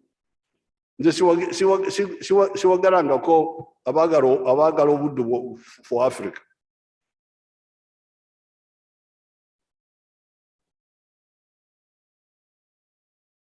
Instead of attacking the savior or your anatasa, if you are genuine, join the liberation effort. We are here. I will meet all those in the coffee. After my country, I'm going up country in a few days. When I come back, I will call all of you, say, Because you have seen the Kibaro now. $460 billion.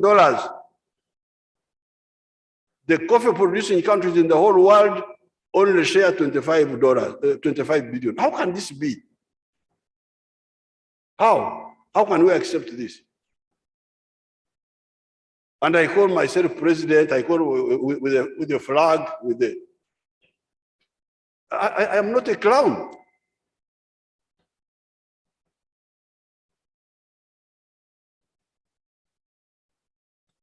It is criminal for anybody to continue arguing for the continued export of raw materials in Africa when there is 90% more value in that product that you are giving to the outsiders.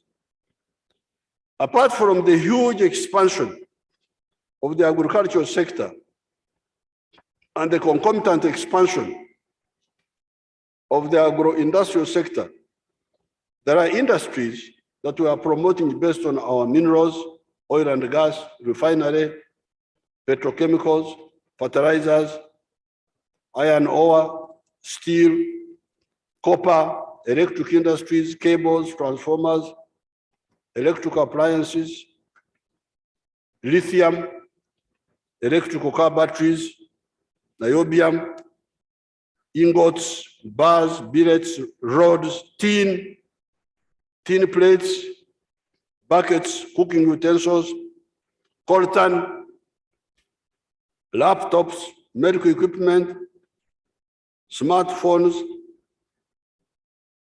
wolfram, electric filaments, ammunition, etc. All these we shall have to, we are going to add value to them.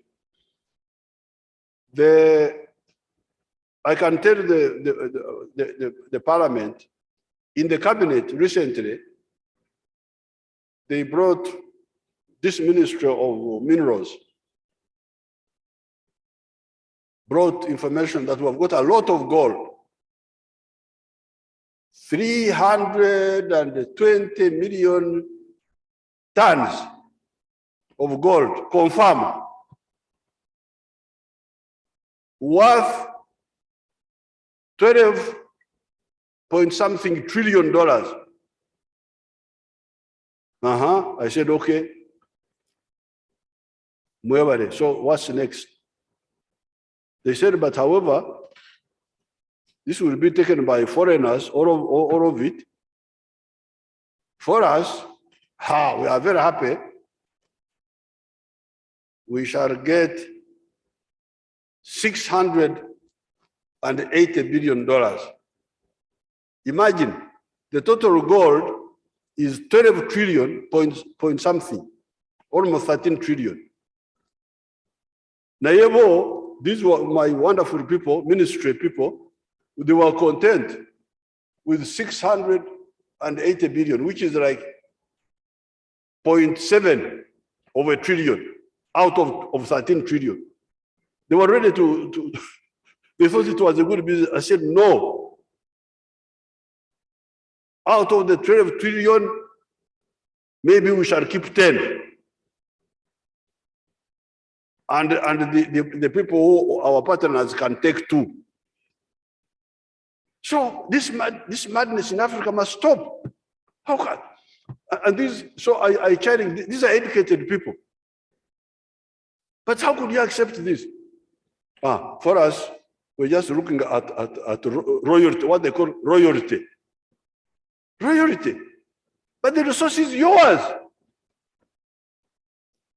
How can you accept royalty and you give away your wealth? This is your wealth. If the other, so I asked them, because in petroleum, because the Arabs resisted. Then a concept called production sharing agreement was introduced. PPA, production, PSA,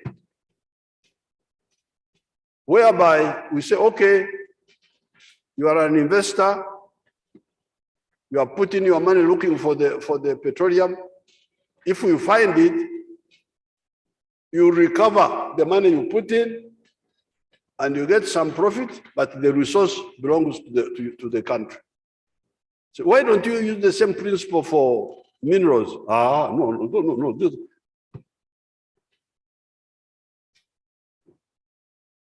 This gold will not be taken.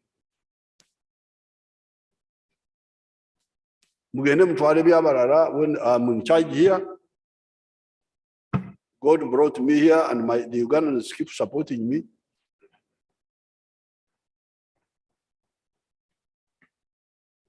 And I cannot agree to the selling of the resources of Uganda.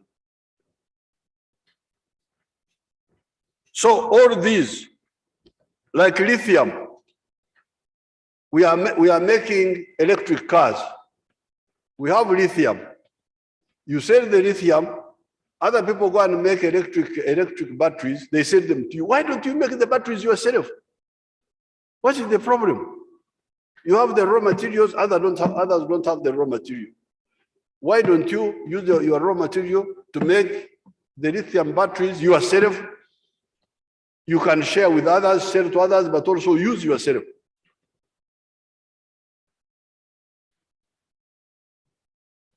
The work in the services sector is familiar to honorable members in the form of tourism, transport, like airline, the railway, entertainment, etc. With the masses, apart from the PDM, the Parish Development Model, there is a program of Emyoga, the 18 of them as listed here, Boda Boda Circle, Women Entrepreneurs Circle, Carpenters Circle, Saloon Operators Circle, Tax Operators Circle, Restaurateurs Circle, Welders Circle, Market Vendors Circle, Youth Leaders Circle, PWDs Circle, Produce Dealers Circle, Mechanics Circle, Tailors Circle, Local Elected Leaders Circle, the Veterans Circle, Journalists Circle, Performing Arts Circle, Fishermen's Circle. The contact point for this effort is at the constituency. As you can see, the spectrum covers most of the modest artisanal skills that produce products for ordinary use. The four sectors, commercial agriculture, big or small, intensive or extensive, industries, big or small, including SMEs and artisanship, services such as transport, tourism, hotels, entertainment, professional services, etc., doctors, and ICT, if aggressively pushed, will cause massive socio-economic transformation. I estimate that commercial agriculture alone can create 50 million jobs if you assume 5 million households engaged in small-scale agriculture of the Rwanda type, and each household employing 10 people. This will be a transitional situation because the developed country economies have smaller numbers of employees in agriculture and more numbers in services and industry, while underdeveloped economies have many numbers unemployed or in disguised unemployment presented as agriculture, and only a few numbers employed in the four sectors of commercial agriculture, industries, services, and ICT.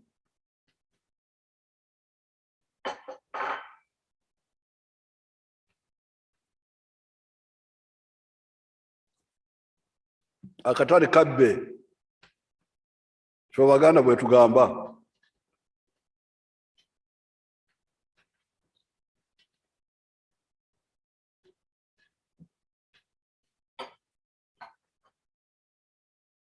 These people who don't know our language, in Uganda we say akatale kabbe amagumba olya osula mu mulyango. We say that something you have not stolen, there is no need to hide it. I have no need to hide my coffee here. because it is mine. Kawa yange munange.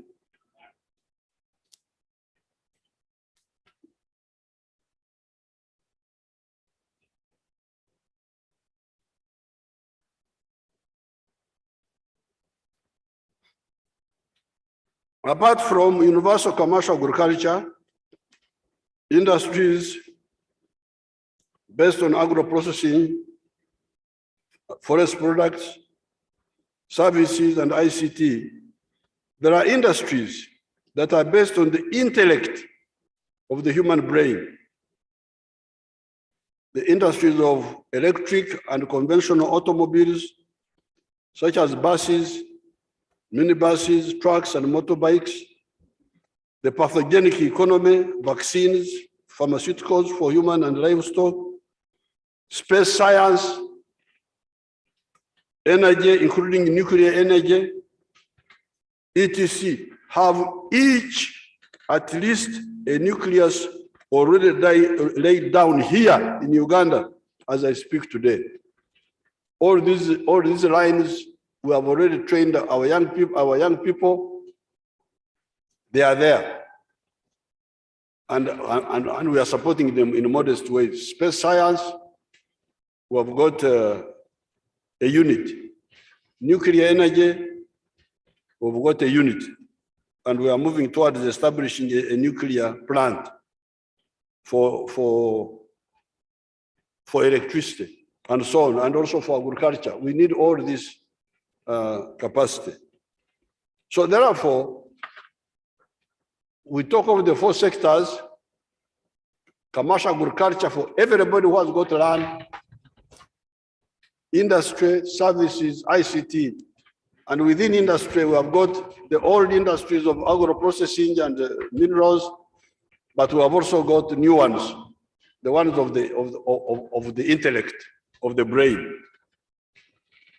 The book of Galatians, chapter 6, verse 7 in the Bible, tells us that whatever man sows, that is what he reaps.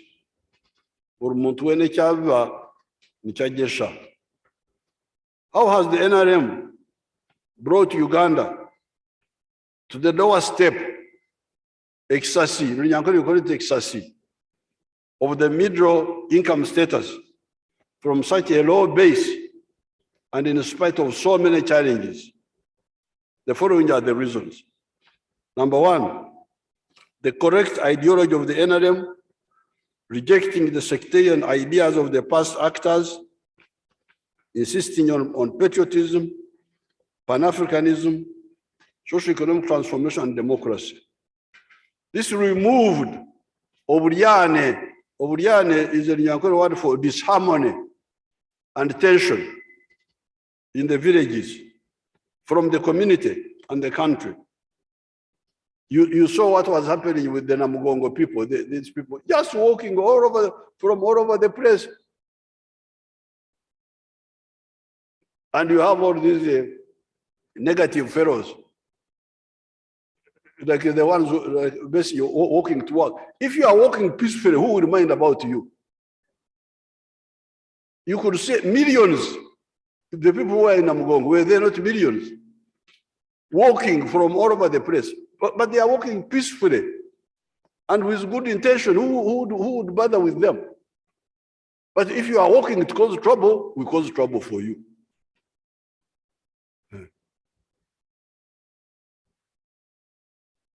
Karasha ngabo imrasha.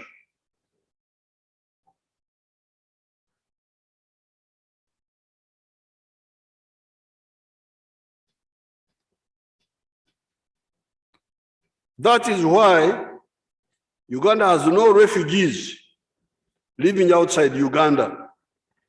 Even when we had COIN and ADF terrorism, we had internally displaced persons within Uganda, within the country. They never ran outside Uganda. Since the time of the NRM, we have never had refugees from Uganda to other countries, because they have nothing to run away from. Even when there was COIN and so on, Everybody knew that it was not the government, it was others who were disturbing it. They would have what we call IDP, internally displaced. But they would never go outside the country. So that ideology of the NRM of unity is number one.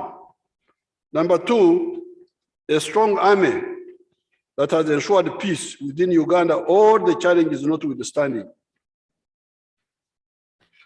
Number three, a strong private sector encouraged by the correct pro-private sector policies of the NRM. Most of the surpluses referred to above have been generated by the private sector, farmers, manufacturers, etc. Number four, the correct Pan-African ideology of the NRM that saw the revival of the East African community, the creation of COMESA, and the Abuja Treaty of 1991 that eventually saw the birth of the CFTA, the Continental Free Trade Area. Today, Uganda exports goods and services worth 1.2 billion to East African community, 1.6 billion to COMESA, and 2 billion to the rest of Africa. Algeria has a market of yesterday 1.2 billion for dairy products that only awaits us to solve the problem of FMD, ERJUA, and CBPP, Chihaha. Ethiopia has a dairy products market of $30 million that only awaits a reliable road from Karbon Kotido to the southern Ethiopia. Number five, the correct NRM policy of emphasizing science in education and prioritizing the better payment of government scientists if we do not yet have enough money to pay everybody. Africa was colonized and enslaved, and people were exterminated, dominated, or marginalized, not because they lacked storytellers, comedians, musicians, witch doctors and priests, kings and queens, soldiers, farmers, etc. But because they lagged behind in science and technology. That's why we were colonized. We were colonized not because we lacked all these fellows, musicians, storytellers, all those were there. Clowns to make kings laugh. They were all there, but we were colonized because we lagged behind in science and technology. Inability to see this is a threat to our survival as free people, if not survive at all. Our lagging behind in the science and technology of gunpowder and guns, for instance, was one of the greatest handicapes. The private sector needs scientists in addition to managerial cadreship. The state, economic and social infrastructures need scientists, such as researchers, engineers for electricity, engineers for water, engineers for electronics, doctors, vets, etc. So, unity by ideology, the soldiers guarding the peace, the private sector building the economy, the scientists support this, both the private sector, but also the government infrastructure. Number six, the correct strategy of the NRM, developing the infrastructure, the roads, the railway, the electricity, the piped water, the telephones, the internet, etc. The crucial roles of infrastructure are to enable, e.g. electricity, and connect, e.g. roads, the producers of goods and services and their consumers, and do so cheaply, so that the product is not overpriced and therefore being competitive in the market. We could have achieved much more if it was not for either the confused people or the enemies of Africa, many of them obstructing us, many times obstructing us. I, for instance, remember the sabotage of Uganda Temple of Development by the 6th Parliament of 1999 on the 8th of November, when they blocked the agreement I had negotiated with AES, American Energy Service, to produce power at 4.9 American cents at Bujagali. And Mr. Chat Chai of Mali Samparan Public Company of Thailand, who was chased by Parliament, whom I had mobilized with the late Museum Rwanda to help us with the milk processing. Dr. Muranga's banana project has been maliciously obstructed many times. Recently, we witnessed the mishandling of the coffee value addition effort here in the Parliament. Uganda has made these gigantic steps, such obstructions notwithstanding. When it comes to the recent high commodity prices, caused initially by the relaunch of the world economy after the 2 years of lockdown, and additionally by the war in Ukraine, our decision, after careful analysis, is to avoid the traps of tax cuts and subsidies. Instead, we are doing two things. One is to engage the global actors that have caused these artificial shortages. I have contacted some of the actors. I'm in touch with all these wonderful people. I'm glad H.E. Biden is going to Saudi Arabia to meet the Crown Prince to get OPEC to pump more petroleum out of the ground. That would definitely help. Also, the chairperson of the African Union, His Excellency Macky Sall, met His Excellency Putin in Sochi, Russia, to ask him to assist in getting the wheat of Ukraine out of the ports of Odessa. And he has also talked to the Europeans to stop sanctioning wheat from Russia and fertilizers because Africa needs them. This is one of the correct ways. We shall use diplomacy to solve this problem created by these wonderful people who fight instead of talking. The other one is to get our own substitutes, like you saw here in the palm oil. Very soon, Uganda will be the biggest producer of palm oil in the world. And we would have done it long ago if it was not so, again, for the obstruction in Sango Bay and in Karanga, in Buvuma. There was the young member of parliament there, Egunyu. Oh, wasting a lot of time.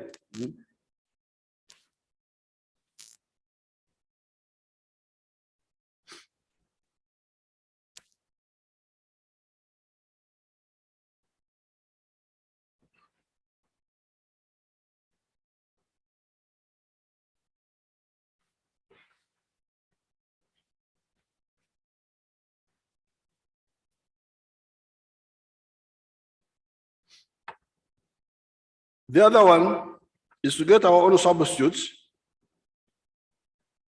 cassava and banana flour for bread, and our own sunflower, soya beans oil, as we wait for our more quantities of palm oil from Sango Bay, Mayuge, Buvuma, Maruzi, Bundubujo, etc.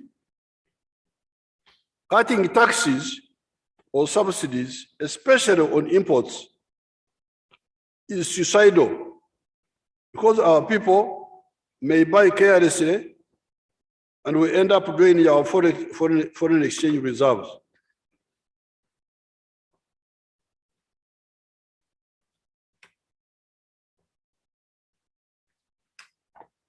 Moreover, cutting taxes or subsidizing means taking money away from the planned projects and putting it in consumption. Consumption of fuel, bread, etc. That means we stop, for instance, the following roads: Chigumba, Bulima, Kaboya, Chenjojo, 235 kilometers. Those are ongoing. Rukunjiri, Shihi, Shashakanungu, Masindi, Para, Hoima, Butiaba, Wanseko. Those are already ongoing, but there are new ones. Buhimba Narwe,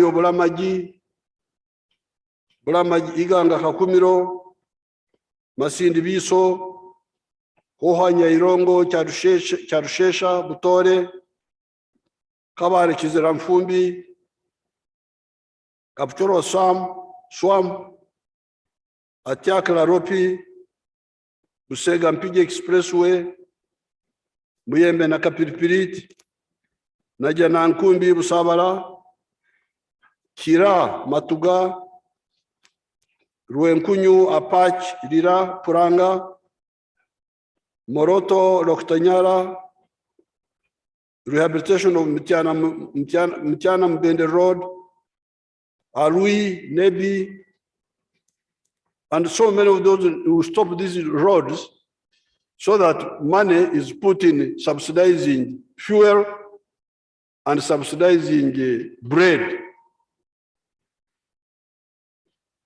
These roads, these projects help these areas. If you go, for instance, now, the other day I was in Katakwi, in Olirim, I was passing out soldiers. The area has changed completely because of that tarmac road. Or stopping the secondary schools, such as Nobo Mayombo Seed Secondary School in Kavarore, Awara Seed Secondary School in Arua, Nairambe Seed Secondary School in Buvuma, or universities like Soroti, Moon University, or cutting some money from PDM or Emyoga, meaning money taken away from production to consumption on account of a temporary problem. Let us maintain our momentum of development. The high commodity prices will be solved in other ways, some of them outlined above. In foreign affairs, Uganda abstained in the votes in the UN on the issue of Ukraine. You must have heard the arguments of the two sides. We have communicated our views confidentially to the two sides, the Western Bloc and Russia. At some stage, we shall give our views publicly. Our views are very correct, but we are giving them quietly. On the issue of security within the Great Lakes region, the regional conferences like the one we had in Nairobi some weeks ago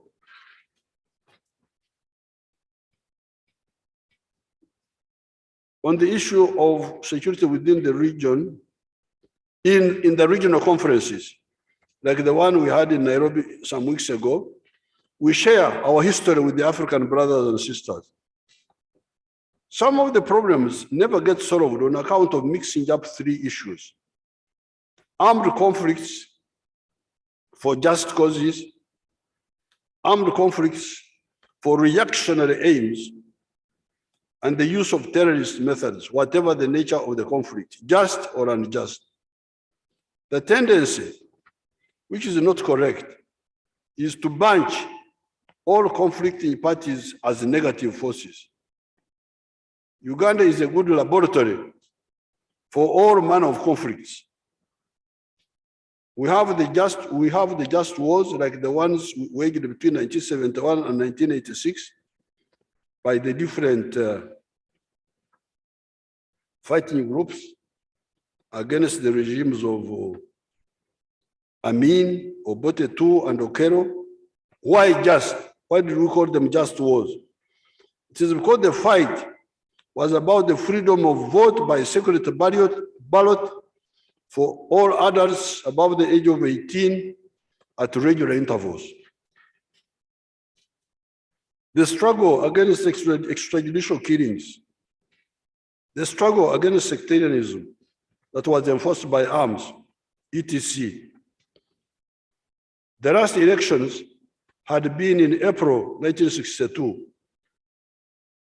and we never had any other elections until the 10th of December 1980, after 18 years. Even those elections were contested from the beginning of the process to the end. We tried to talk to the groups that thought they had the upper hand, to no avail. And once still, they would kill anybody with a different opinion. Ben Kiwanuka, Basilio Bataringaya, Alexander Latim, Oriema, Kasura, Sebugwao, Rutamaguzi, Nkanjiro, etc. People are being killed. We therefore had no alternative but to fight. That is why between 1966 and 1986, Uganda was among the top 4 refugees generating countries in the world at that time. At one time, Uganda had 500,000 refugees, almost the whole population of West Nile, in exile in Congo and South Sudan. While I do not want to talk about other African countries, I am sure that I can safely cite at least 2 examples.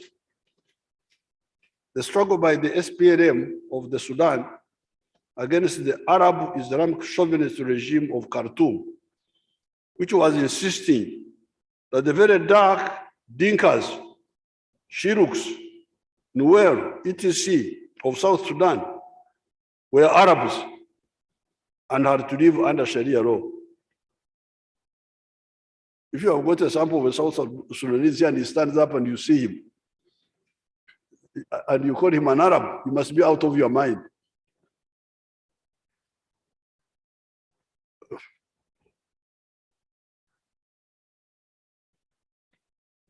How do you resolve that madness? These were mad. You know, who would spend years talking to Bashir, but these people are not Arabs. Why do you call Sudan an Arab country? And why do you want to make Sudan Islamic? These are not Muslims. They are not even, many of them are not even Christian. They are our traditional religion. Why do you bother them? But madness is quite democratic in the world.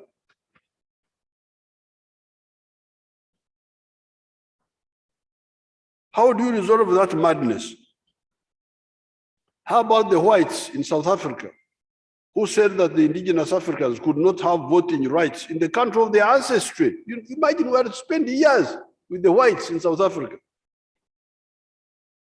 The answer was a just war in each of the above situations. You then have unjust wars of either aggression or of a reactionary nature, non-progressive. Take the colonial wars of conquest. Why were the colonists conquering other countries? What right did they have to do so? Then you come to ADF, COIN, LACON, etc. ADF said that they wanted to make Uganda Islamic by force. COIN wanted to rule us by some commandments that were to be given him by the Holy Spirit. LACON wanted government megwa. In Acholi, that means our government, by which she meant the Acholi tribal government over the whole of Uganda. These were aims, all right, but they were wrong aims, oppressive aims, negative and progressive aims. They were therefore reactionary, kupinga maendeleo aims, and hence the wars fought in their implementation were unjust wars, just like the wars of the colonial conquest. Having talked about just and unjust wars, we also clarified the issue of terrorism It is wrong to say that every armed group is a terrorist group, whether they are fighting a just or unjust war. Take Lakwena, for instance. Although she was fighting an unjust war over Chori sectarianism, she was definitely not a terrorist because she was not using terrorist methods. Terrorist methods mean using violence indiscriminately, such as attacking non-combatants, killing prisoners of war, or torturing them.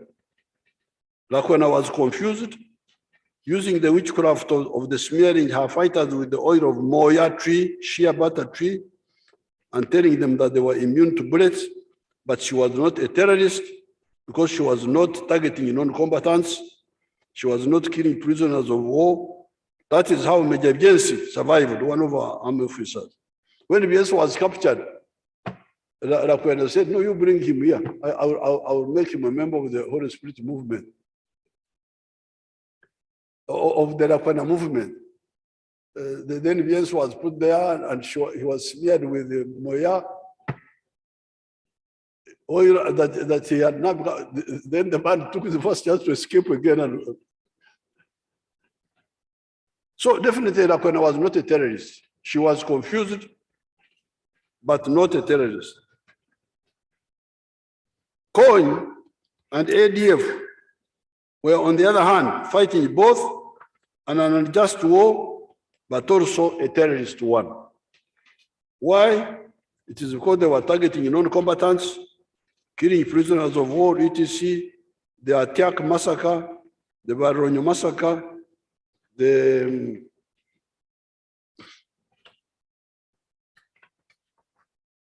Stramba burning of 8 students in the dormitory, the Chiburara Seminary massacre, the abductions of young people to force them to fight for them, the abduction of sex slaves.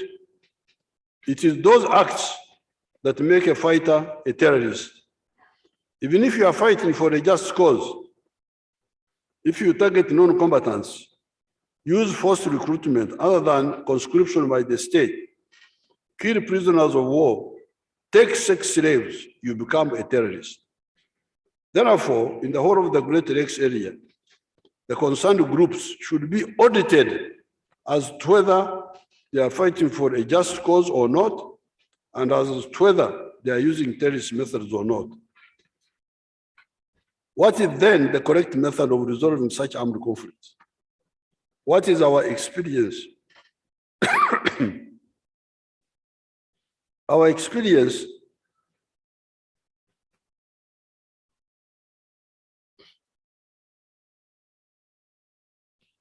and even other good experiences show that combining both political and military methods is the correct way, especially for the non-terrorist armed groups, even when they are fighting for an unjust cause, e.g. sectarianism. Priority should be given to dialogue leading to a political solution. Even for the terrorist groups, if they accept dialogue, it should be tried. It is through dialogue combined with military efforts that we reach solutions with Angelo Okero, Bamuze, Musa Echweru. Musa Echweru is here. Where is Musa Echweru? That man was a rebel.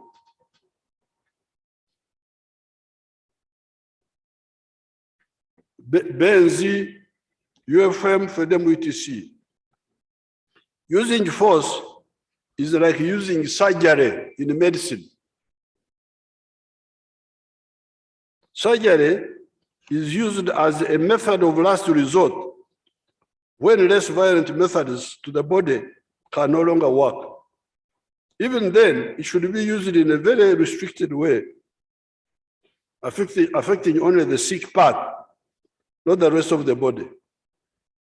East Africa, and our chairman, H.E. Kenyatta, can resolve all these security challenges using appropriate actions, political methods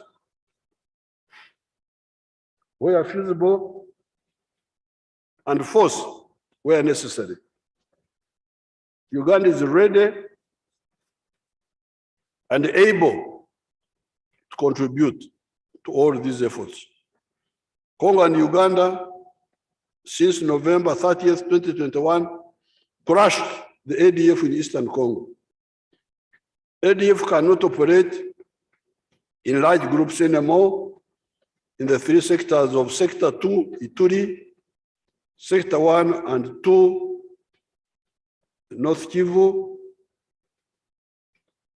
I think one is Sector 3. This is Sector 2, Ituri, Sector 1 and 3 in North Kivu.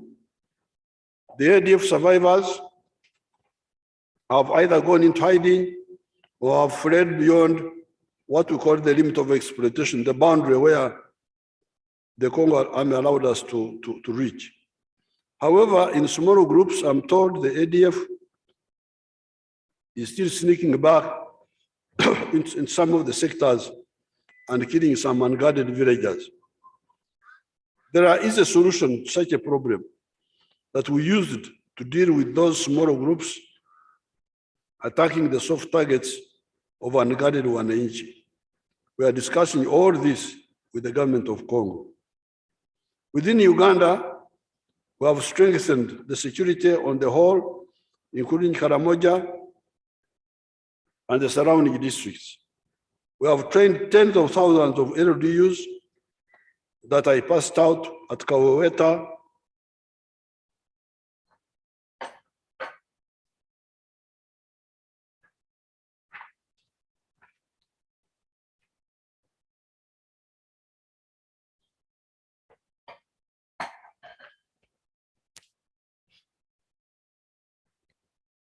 Laboldong, Olodim, etc. recently, and many of them have been absorbed into the divisions to boost manpower.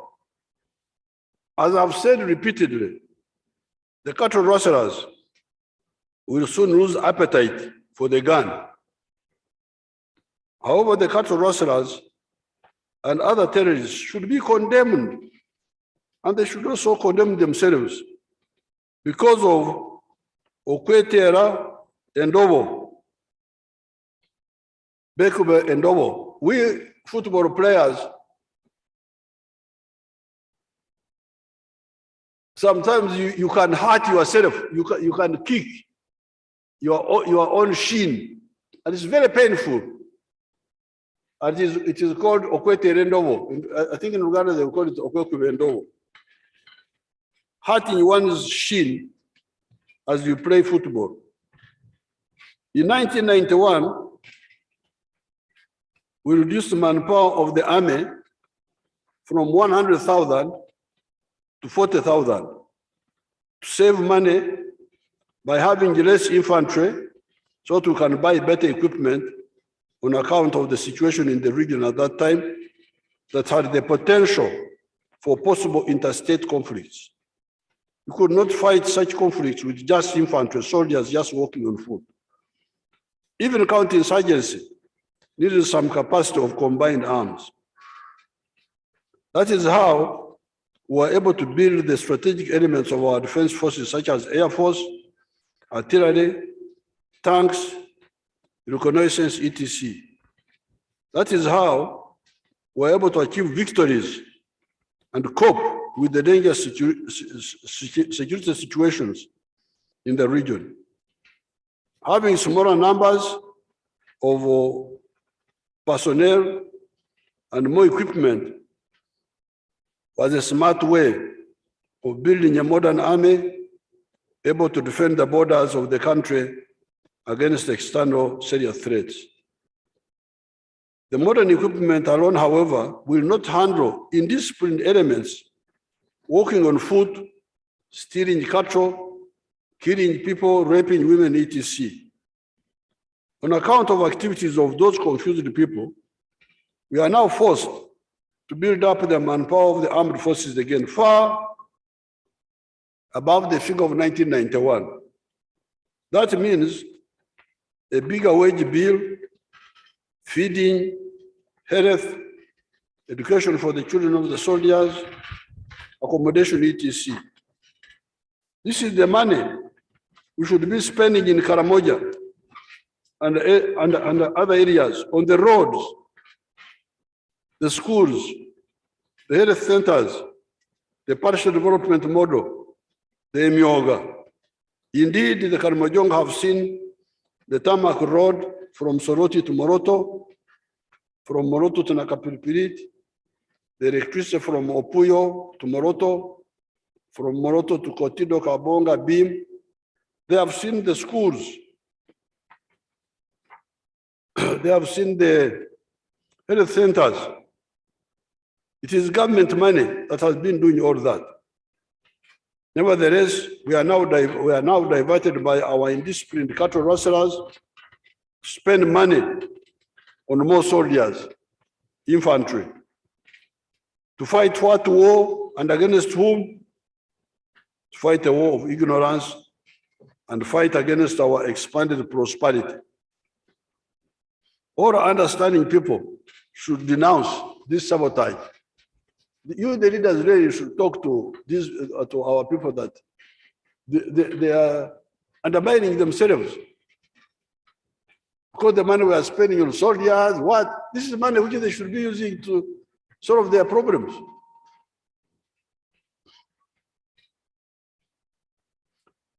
With what I have said above, Uganda is on the right path and has been for the last 36 years. We only need to be mindful of 3 points: the environment, corruption, and chauvinism in business. You have seen what can happen to countries when they cannot produce their own food.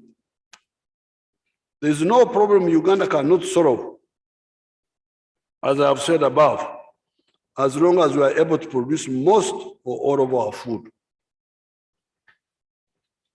To do this, you need soil and, above all, fresh water. This means environmental protection, protecting the wetlands, all of them, the riverbanks, the lake shores, and the forests, and also planting trees, even in inhabited areas. I have warned all sub-county and Miruka chiefs, as well as cows, not to forget the environment officers, the GSOs and the DSOs, manning areas where I will discover encroachment on wetlands will be sacked, and if legally possible, also criminally prosecuted. This is for all areas of Uganda, except some areas of Busoga, Bukedi, and Kigezi, where historically there was misguided government encouragement of people going into wetlands to grow swamp rice and start dairy farms. Those areas of historical mistakes will also be recovered by working with the stakeholders to shift to fish farming in the periphery of those wetlands, which activity is much more profitable, so as to allow the wetlands to regenerate. All the others must unconditionally leave the wetlands because nobody took them there, and many of these are recent, which means they are doing it in deliberate defiance of plans to save their country. The swamp of Busemba between Kiroro and Karasa was the river crossing where our machine gunner, Mondo Tumhairwe, used to do a lot of damage to the UNLA. There was not a single encroacher at that time. It is now invaded, and so is Mayanja, Wenkarwe, Wabukokoma, etc. When I go to those areas, I really want to get out of the car and start fighting. These are areas I know very well. They must get out. Those swamps had nobody who was in those swamps.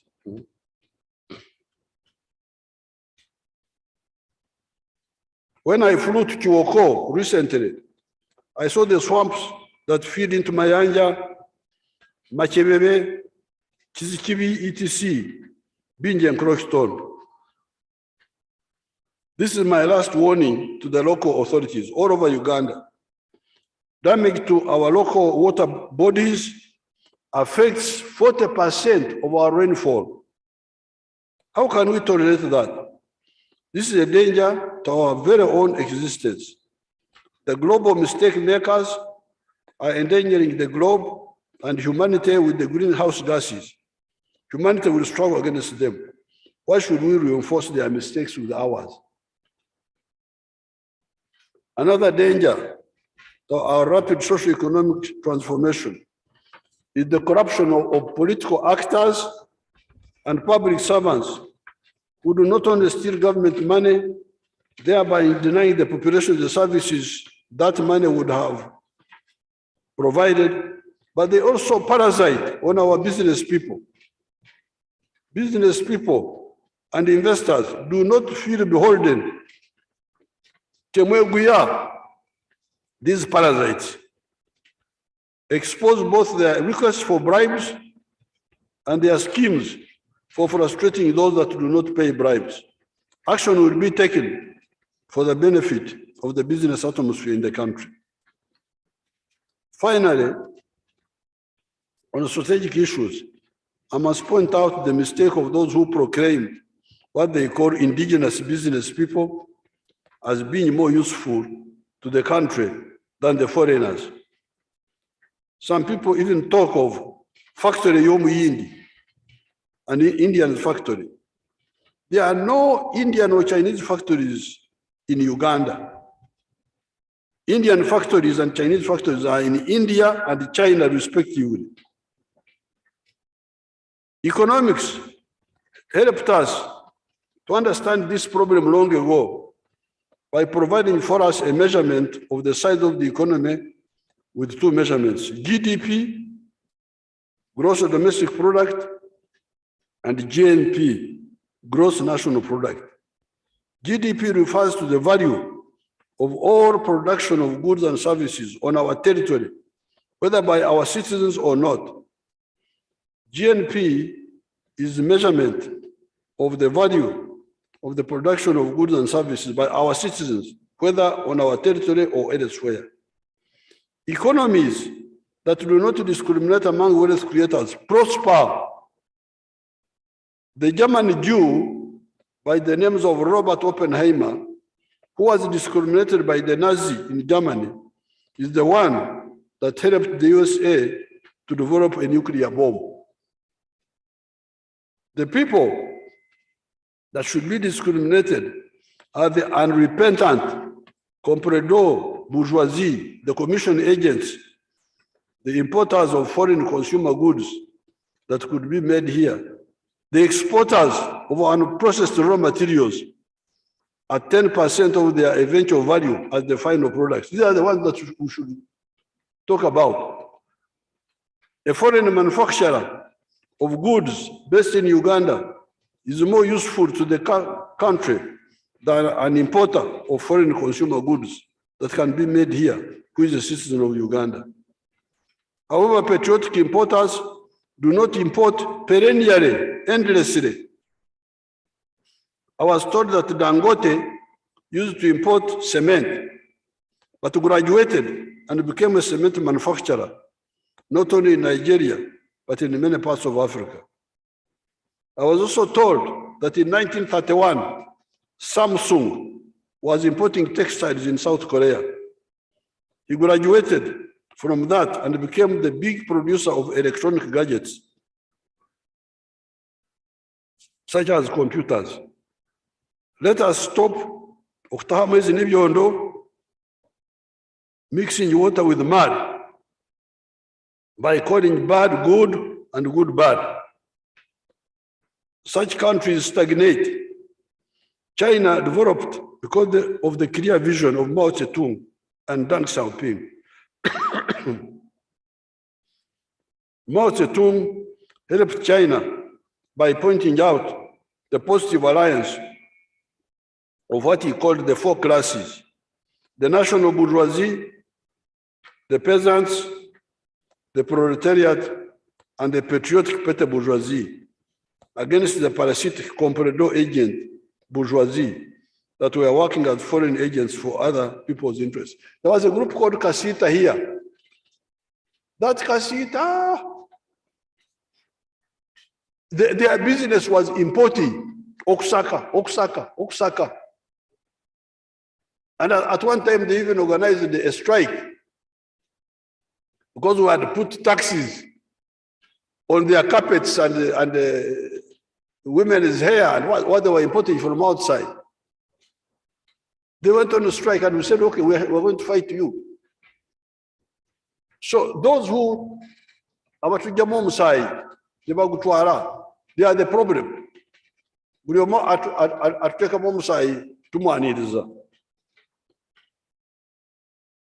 Therefore, let all the NRM MPs and other positive elements rally around the patriotic program of the NRM that has transformed Uganda from the failed state of 1986,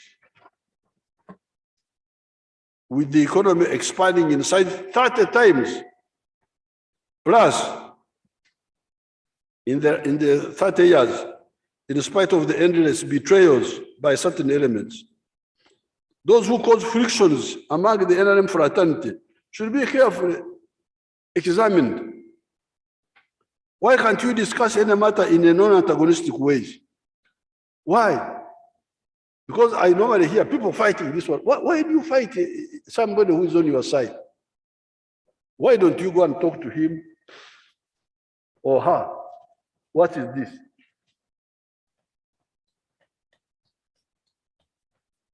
Even if somebody is making a mistake, go and talk to him or her. Then you go together. You see the speaker, you see the prime minister, you see the vice president, and solve it. But tension. This one is accusing that. Why? That's not a good sign. Anybody who is causing unnecessary friction among us is not a good person.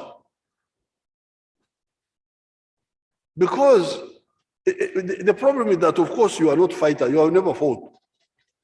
You are just there in air conditioning and eating mandas and things like that.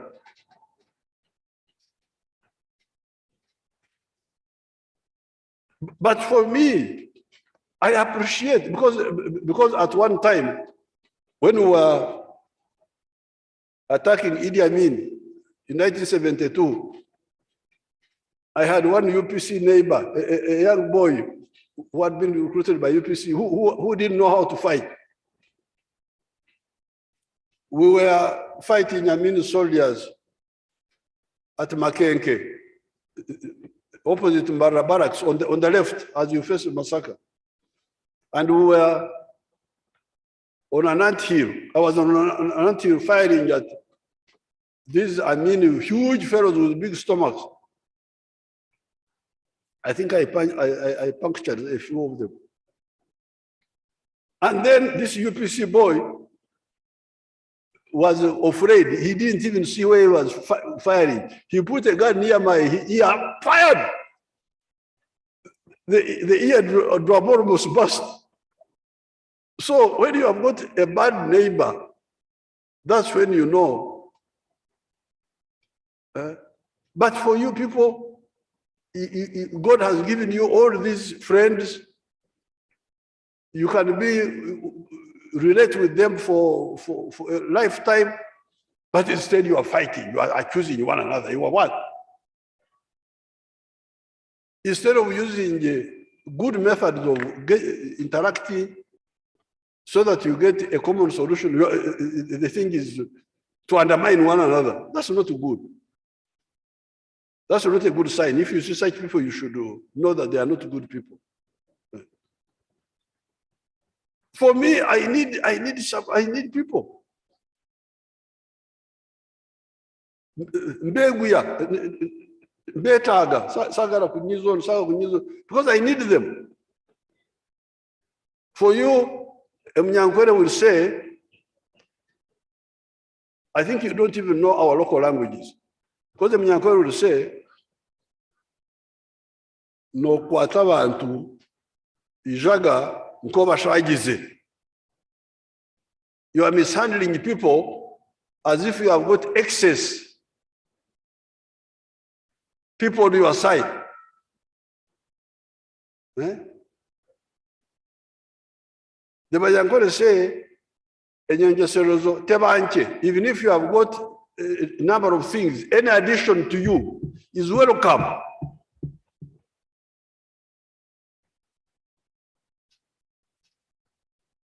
That's why one time I quarreled with my people. You know, there was a bad girl called Beatrice Anywar. Do you know that woman? That girl was really a confused type. But I used to talk well with her. Whenever I met her, you would talk. Because me, my job is to win over people. Even those who are against me. So one time we were in a place called Omia Nyima. And I don't know what God had visited Anwar. She came to my rally. Because she was like an enemy, she was attacking me all the time. But me, I would talk to her very nicely. But when she came to my rally, my people refused to give her a chair. I was really annoyed with my people. Why do you refuse to give Anwar a chair?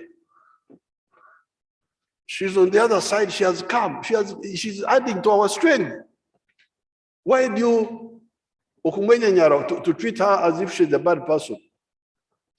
I was not happy with my group there in Omia Nyima. It is blessed, even biblically, for you to bring people together instead of causing conflict.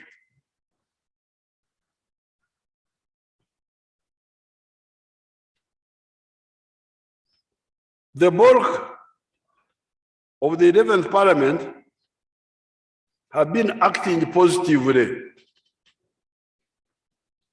Mwevale nyo, apoyo matek,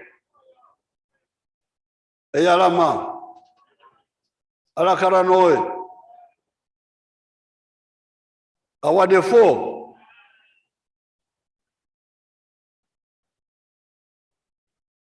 I congratulate everybody. The other people, I wanted to fight the guards who were shouting at me the other day. But when I went there and ran away, I was ready for them. But later on, I used my spy network to know who they were. I will phone them up and we'll sort it out.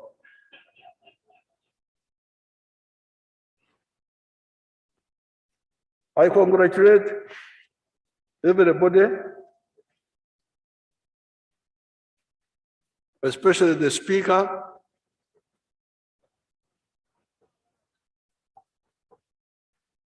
and the Deputy Speaker.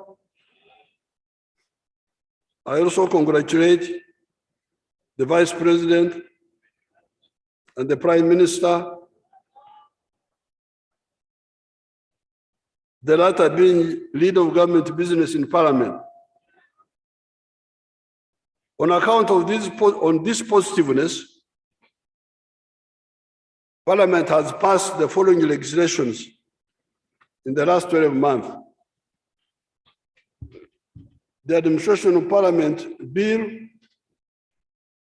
2021, the National Social Security Fund, you know the laws we have passed. They are all here. I think I have a list here of 23. Thank you so much. Some of these are very strategic for the further growth of the economy. These include the law on the East African oil pipeline, known as the East African Crude Oil Pipeline, ECOP, Special Provisions Bill 2021, and the one that allows industrial parks to get power direct from the generation by bypassing umeme. I thank and I congratulate everybody that was involved. In the coming year, the government will bring the following bills. They are all here. They are listed here. You will get a copy of the speech. There are so many. Let me see how many are they? 62.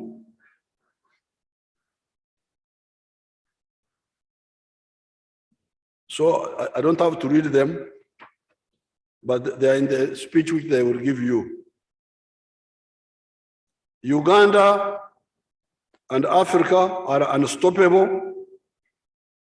Long live Uganda, long live East Africa, long live Africa. I thank everybody. After overcoming the consequences of COVID-19 and the high commodity prices, we shall go back to our other manifesto issues, e.g. free education. On Corona, however, the public needs to be careful again. Why were people not putting on masks at Namugongo? I was watching those Namugongo people, they were not putting on masks. I think they may think wrongly that when you are in a church, you don't get infected.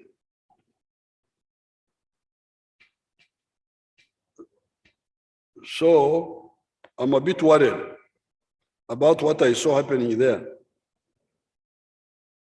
We are now again getting 2 deaths per week from Corona.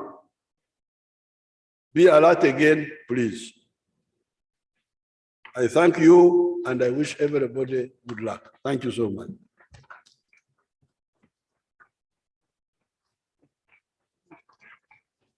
Thank you.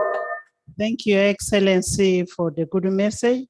And thank you for honoring our invitation and fulfilling your constitutional obligation under Article 101 of the Constitution of Uganda. On a special note, we want to thank the First Lady, Mama Janet, for creating time to be with us amidst your busy schedule. We are forever grateful, Mama. Thank you for coming. The address has set out the government agenda for the next 1 year. Take note, honorable members of parliament, what we are expected to deliver. Thank you so much for highlighting the priorities of government, which will guide us in executing our mandate of parliament. That includes legislation, appropriation, oversight role. I also want to thank our colleagues, the speakers, the presiding officers from the neighboring countries in particular, and all the dignitaries, the guests for honoring our invitation in the first sitting of today. And on a special note, thank you, honorable members of parliament, for being good members of parliament. I would also want to thank our friends in the fourth estate for the role they play in communicating very vital information to the public. You are good partners in development. However, the problem with you is that what is falsehood moves faster than what is the truth. So you need to watch out on that. We are introducing a bill on computer misuse, and that one will sort out these problems. Honorable members, His Excellency, the President will be back here on 14th June 2022 to present the budget speech pursuant to Article 155, Clause 1 of the Constitution of the Republic of Uganda. I once again want to thank Your Excellency for a very enriching speech or State of Nation address, which has been very concise and very educative. It has clarified a number of issues that were raised that have been in the social media and that have been in the public domain, like the issue of the coffee. Parliament will continue to fulfill its mandate of representation, legislation, oversight, and most importantly, appropriation. The House is, honorable members, as the president leaves, kindly stay behind.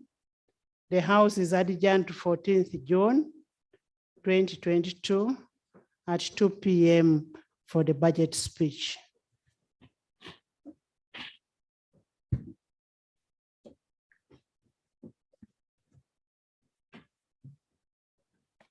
The anthems.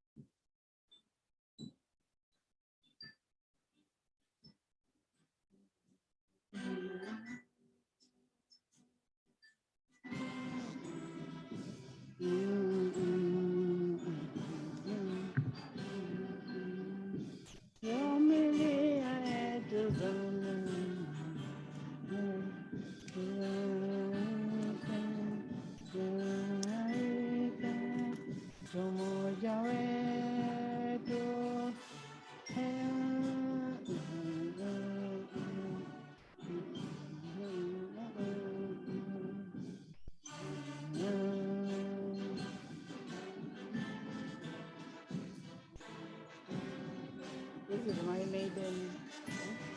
maiden state of nation address. How did it go? You're on anthem. Hey, I'm going to The teach TV you. will catch you.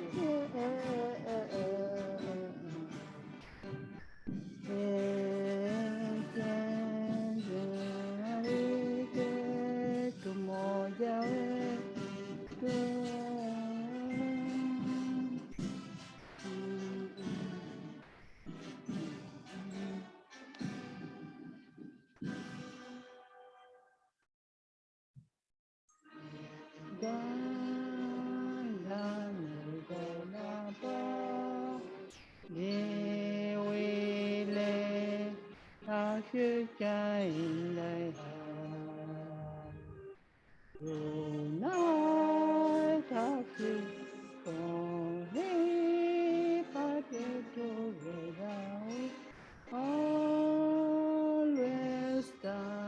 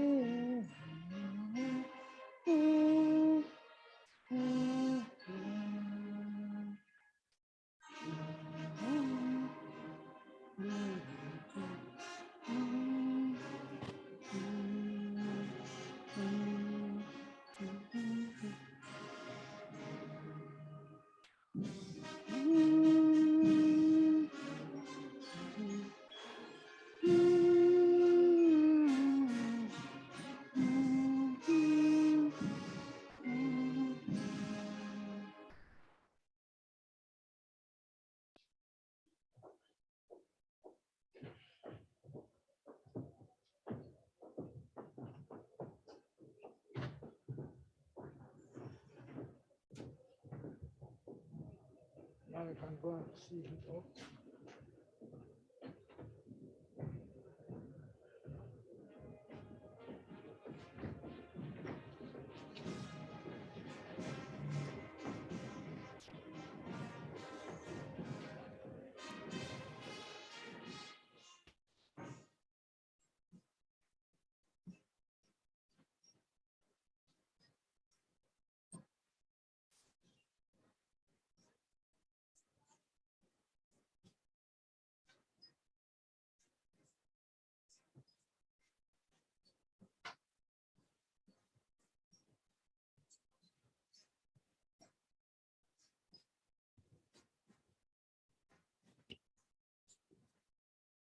Honorable members, we'll kindly ask that you remain where you are until after some key photographs have been taken.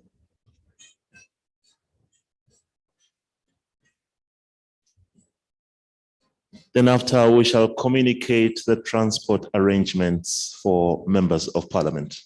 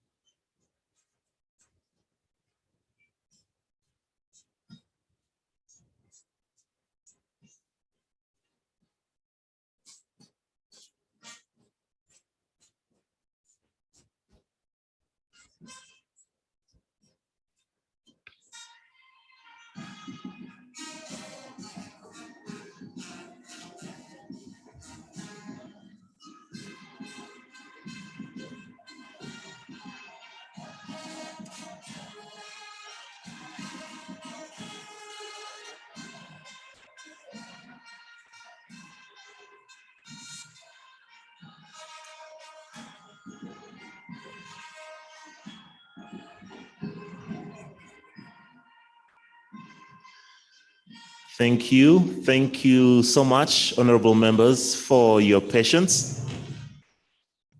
The Right Honorable Speaker has seen off His Excellency the President and the First Lady, and the procession is now going to disrobe. Honorable members, we have transport that is arranged for you at the same drop-off point you had today. We kindly ask that in an orderly manner, after His Excellency has left, in an orderly manner, we shall ask that you proceed to that gate where transport shall be waiting to take you back to Parliament.